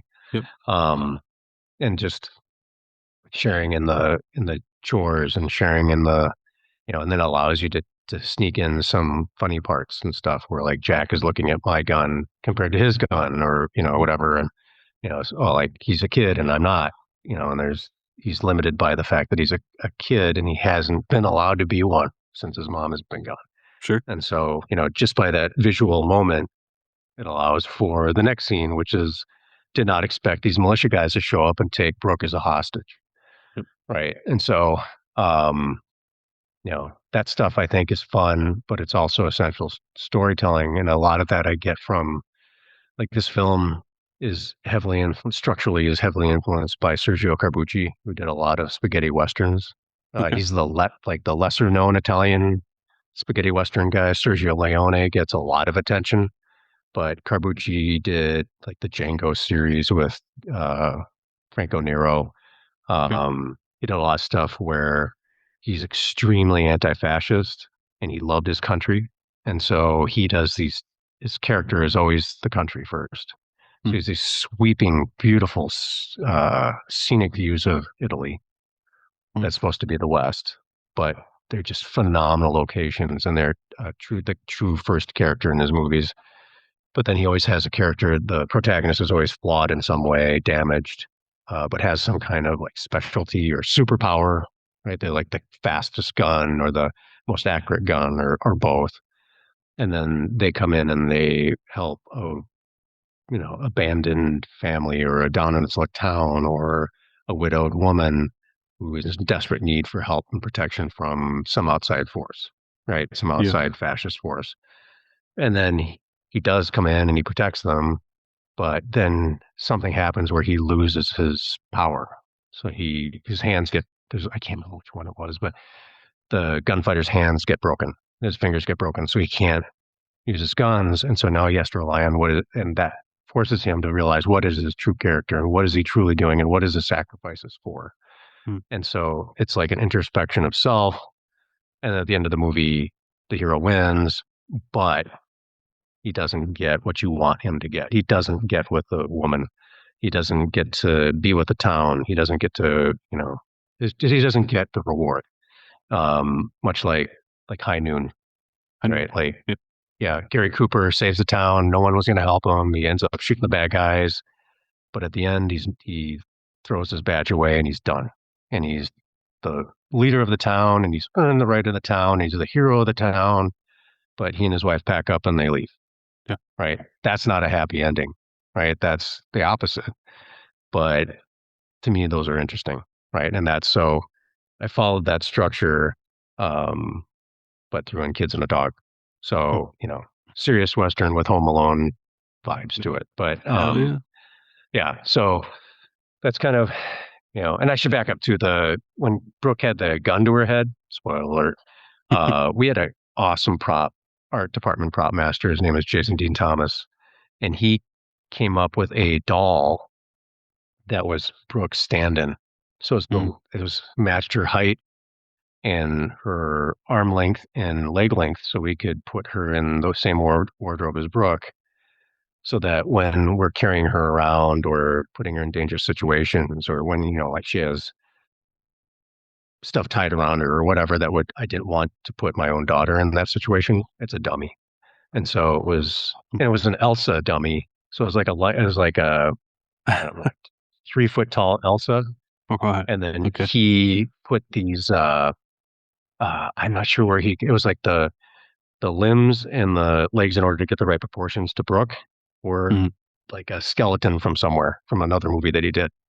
So it was Elsa's head, Elsa's body, but these skeletal arms and skeletal legs. And Excellent. so, yeah. And at 2.5, all she saw was Elsa. And so Yeah. after the movie wrapped, she asked if she could have it. And so she carried this creepy Elsa doll around for way too long, way too long. And you'd see her sitting somewhere across the room or whatever at night. And there's this like Elsa's head with her big eyes. Just staring at you. Yeah. Just kind of like, you're like, we got to get rid of this thing. Yeah. Like, this is just not going to work for us. But Get that thing out of here. yeah. So it was, and two, it was right after the Rush shooting. So every weapon we had on set was fake, with the exception of the knife. And one of the guns was my gun. Mm. And so for the inserts that we had, like the extreme close-ups, we used my gun. But outside of that, no one besides me handled an actual weapon. So everything was a toy. Great. Yep. Yeah. So it was just to be safe. And Sure. I don't know that you'd need, outside of making John Wick 5, I don't know that any production needs an actual functioning firearms on a set. Like, Yeah. I just with technology that we have today for shooting and post production, Yeah. And Yeah. and replicas today, airsofts or whatever they may be, with a CO2 cartridge, they can. I mean, it's very hard to tell the difference between a functioning firearm and a toy. Yeah. So that's, especially with a great prop master and armorer. But yeah. So it was, all that stuff was fun. It's the thing that threw me off though is like when I have a shotgun in the movie or whatever, it was so light that I was like, oh, No. this is where acting has to come in or whatever. It's just like this is Yeah. wow. This Remington 870 is 3 ounces. That's weird. Yeah. But so but yeah, it was. I think making films in general is each one is unique, each one is a challenge, and each one is fun if you want it to be, Mhm. right? And I think that's as a writer, director, producer, it's your job to make it a safe, fun environment for everybody. Not only because it's the right thing to do, but because that ends up on screen, Yeah. right? And Yep. I would argue for that every time.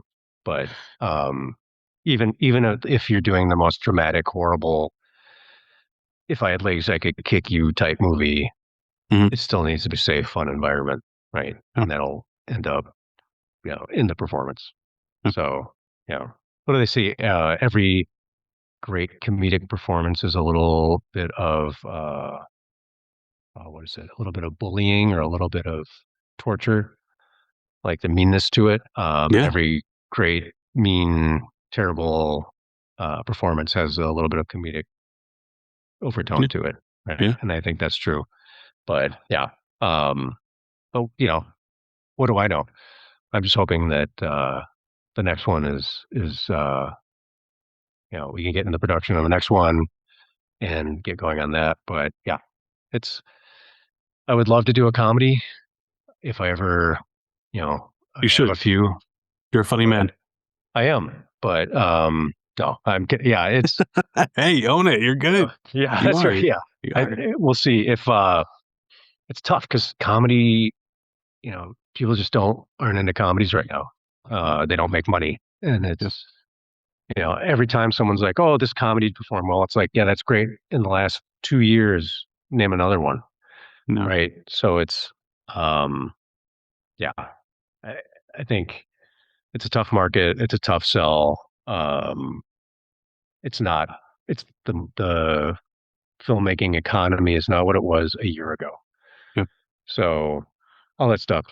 It's interesting times. But with that said, I think there's also opportunity for you to make something because there's not a lot of homegrown content coming out right now.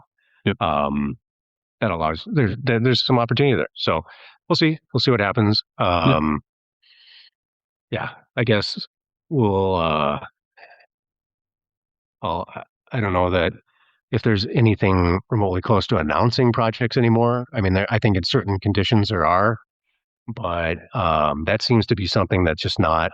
It used to be something that was like super important in the trades, Yeah. and now it's just like meh, right? And I think Yeah. that's because a lot of projects either with social media has kind of watered down the impact of announcing a project, or I think more often than not, so many projects fall through. And Yeah. so announcing them kind of rings hollow for a lot of stuff. So, um, that being said, we have prequel in the works. So Oh yeah. yeah, so we'll Uncontained Daybreak. We'll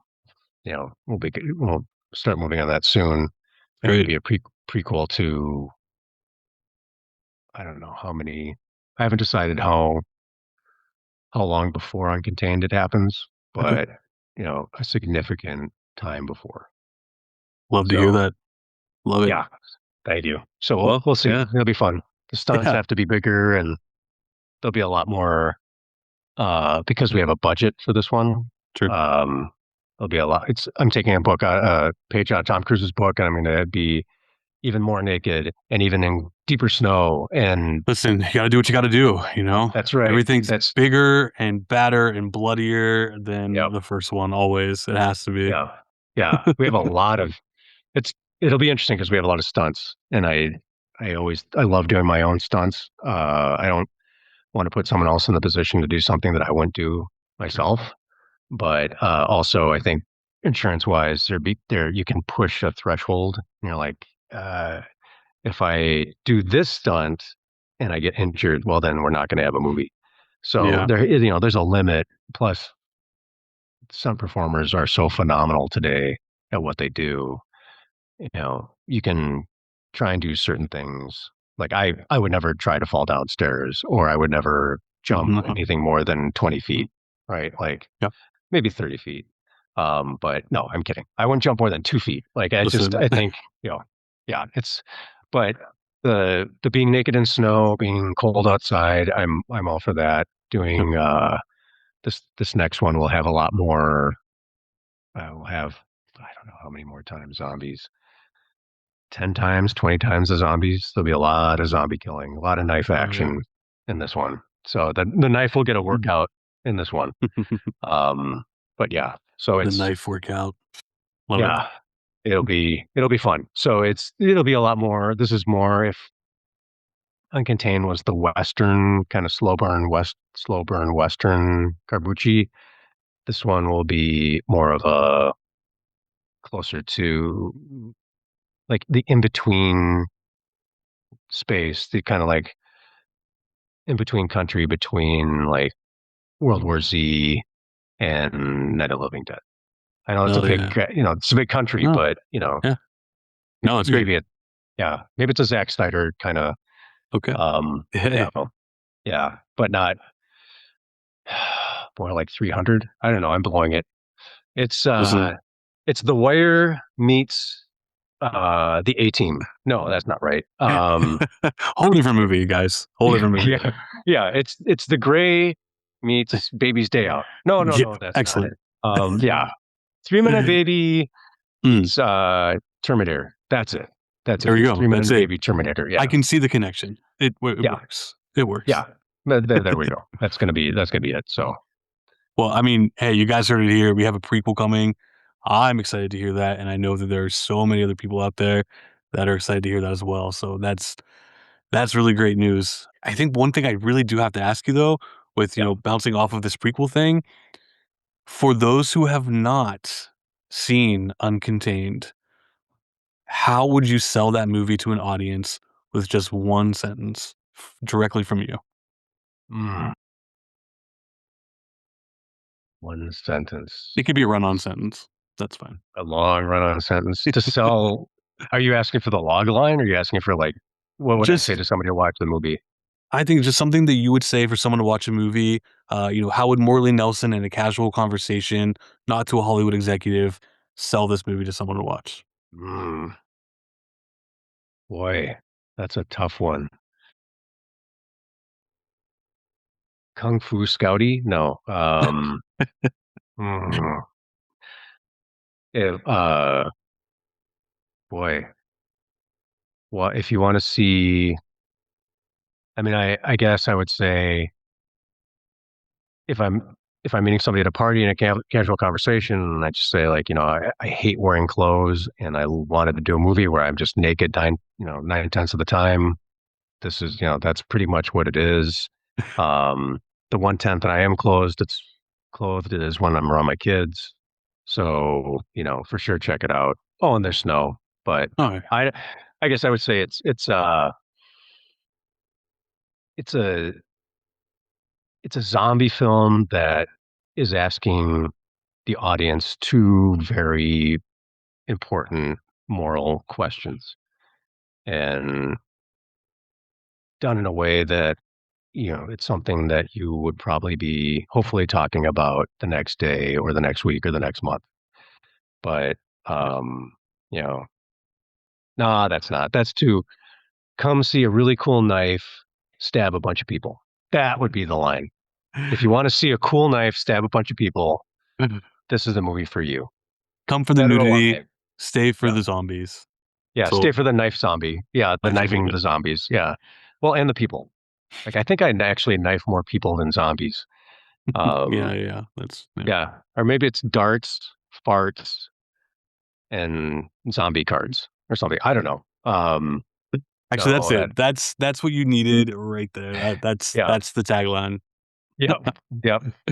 Darts, Sold. dog farts, and yeah. No, it's, I think I like that we had the one clip where, it's the moment where, I'm like, I think it gave Jack a lot of notoriety, and it was kind of like, I'm like, what do you know? What are you, 7? And he's like, well, I know you're a big stinky idiot. Come on, Yes. Brooke. I Whatever. yeah. Yeah. What a great line. I remember being like, Yeah. "Oh, burn." Oh. Yeah. It's just kind of, Um, and I know he nailed that. I think I was most proud of that line, the way he delivered it, but also I was completely shocked and did not expect him. Well, I should back up. The funny stuff, I loved how he said that line, but I also love when we first meet and where I come up to him and he's like, what's your name? And I'm like, Dan. He's like, what kind of stupid name is that? We're having that exchange. Yep. And the only reason we had to use Dan was because Brooke was too young and she kept calling me dad. Mm. And so I was like, well, we got to fix, I don't want to cut that out because she might have, on day two, I said, she might have a really great line. I don't want to lose that line just because she calls me dad. Yeah. So maybe we give my character the name of Dan because originally it was just the man. But then because of dad, we turned it to Dan. So then he had to do that line. And then we had the exchange and he's being tough with me. And, he's got his Nerf rifle on me and dart Nerf rifle. And then I love how she kind of walks in front of him and pushes him Mm-hmm. and he almost loses his balance. It's Yep. just kind of like, you're not that special. You're not that tough. I couldn't have Kept him in been, line. yeah, I couldn't have been happier, but I was shocked and so pleasantly surprised when we had the exchange at the dinner table where I'm really pushing him on where his parents are. Mm-hmm. And he's telling me the Houdini joke and because you got to have poop and fart jokes with kids, right? So Absolutely. maybe it's come see Home Alone on steroids. No, Home Alone and zombies. Home Alone meets Day of the Dead. But Hey, you're getting them now. You're getting them now. Yeah, there you go. But yeah, the moment where I'm really pressing his character on where are your parents? Like, when are they coming back? Where do they go? And he's diverting with, Houdini. Because I love dialogue where it's one character's asking a question, the other character doesn't answer, just says something totally different. I think that you get more information and more jumping into the character and it's more realistic. Yeah. And you as the audience are filling in the blanks when you present dialogue like that. But, asking him where are your parents? And then finally I push him too far and he says, my mom and dad are dead, okay? And he starts crying. Mm. I was shocked. Like I had no expectation of my 7-year-old son being able to cry on camera. He did it. Hit that line, and I was like, oh my gosh, like what? Whereas the opposite is true of my wife. She can cry on command. Like she gets her way so much with me because she's just like, can you bring your dishes? Can you wash the dishes tonight? Oh, I got to do some work. I got to, start sobbing. Oh my gosh, whatever. I'm just like, oh yeah, I'll do it. Whatever. Stop. Yeah. Yeah, I'm so sorry. And then what she didn't realize, and I guess I didn't think about it either, was that she had to do her crying scene outside, and it was one of those nights where it's like 4 below or whatever. And again, because your facial muscles freeze, you're not able to cry. So as hard as she tried, it was like, well, don't force it.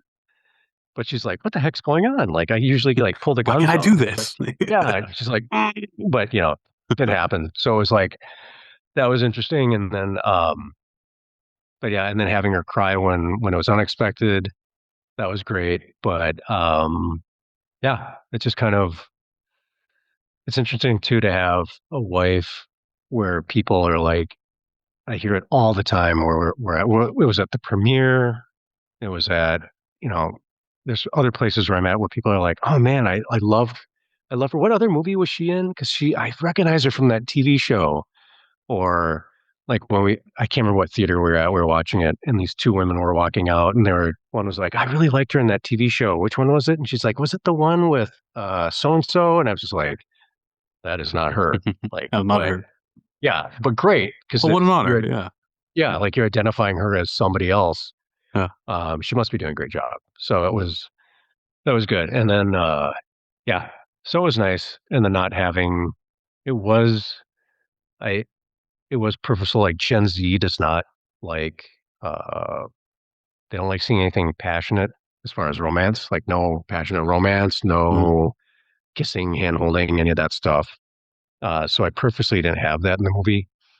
Whether there's a potential for a romantic relationship with the man and the woman, at Yeah. some point. I think that's in the sequel, but I just didn't. I figured my character, after the devastation of losing his wife and baby, would be too raw to Too much. be, Yeah. Yeah. yeah, just too soon. But Yeah. also, it's nice when I hear a lot of feedback where they're like, a lot of people are like, why didn't they hook up? And it's like, Mhm.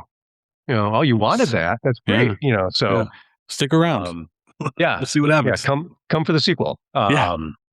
But yeah, that's it. It's just, it was, I think, to sum it up, it's a snapshot in time that I did something with my family that I will always have. And I will always have those memories. And it just so happens that those memories are also on film. Hmm. And so I can watch the film again and see it for what it's worth. But also for me, only for me, well, I guess for them too, it transports me back to those moments that I didn't catch on film, but Hmm. I will always be able to cherish. And so I guess see it so you can feel the love of a father for his children. And there's no other movie that will do that as much as this one, because if you don't, I'll die. So that would be the line at a party. If you don't watch this movie, I will die. Well, Um, yeah, you got to watch this movie or Morley Nelson is going to die. yeah, that's it. So I also have to, we're out of money. So every penny counts. Mm. They're not going to be able to go to college now. So watch the movie. Watch it. Scout hasn't been eating for weeks. Mm. We can't afford dog food anymore now that, the price of her kibble has gone up significantly. So she's just been Mm. drinking water, strict water diet, and Sure. glucosamine, a lot of Mm. glucosamine pills. But that's once those Look, run out, you look. got to watch the movie. If you guys aren't watching the movie to save the humans, please watch it to save the dogs. Come on. Yes, that's right. More people care about. It's interesting because there's a website. Have you heard of the Does the Dog Live?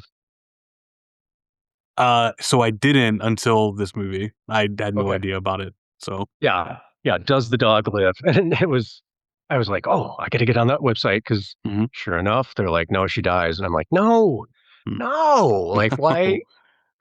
I said This she doesn't. movie?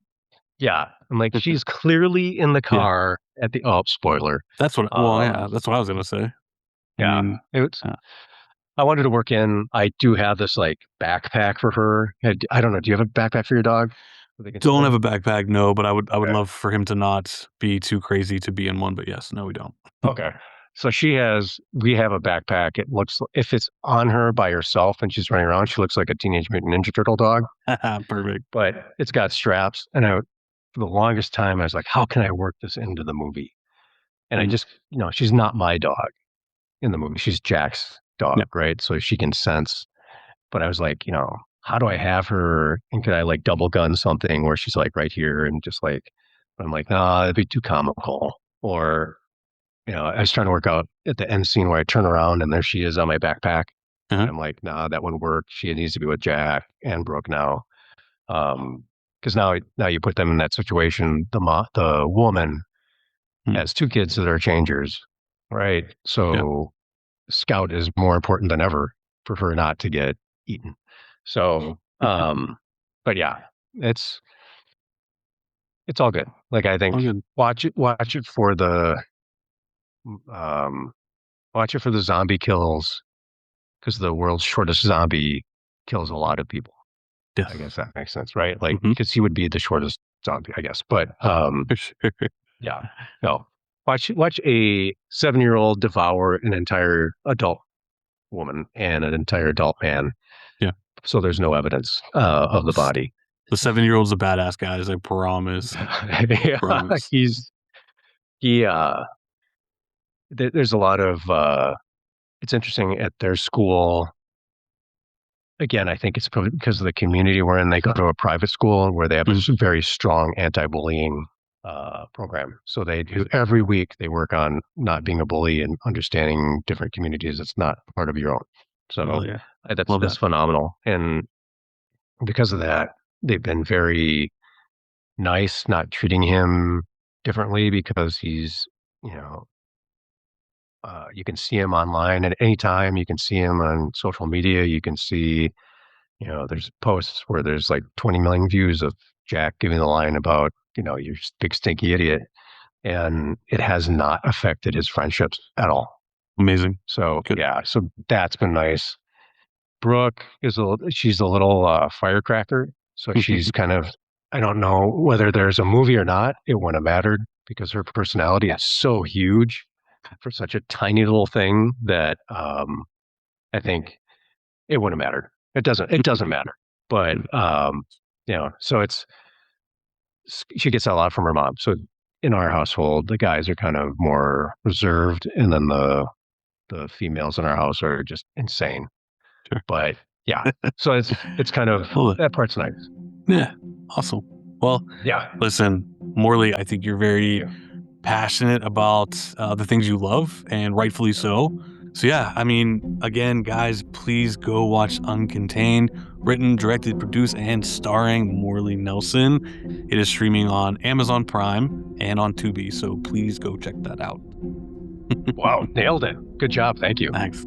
I really do appreciate you taking the time out of your day to chit chat with me about your film. The passion shows on screen, and it definitely shows here in this interview. So I really appreciated this conversation, and I hope everyone else who tunes in enjoyed it as well. So Morley, enjoy the rest of your day. Thanks for a fantastic film, and we can't wait to see the prequel and the sequel. So bring it. Thank you. Thanks, man. Thank you for having me, David. Hey, thank you. Have a good one. You too.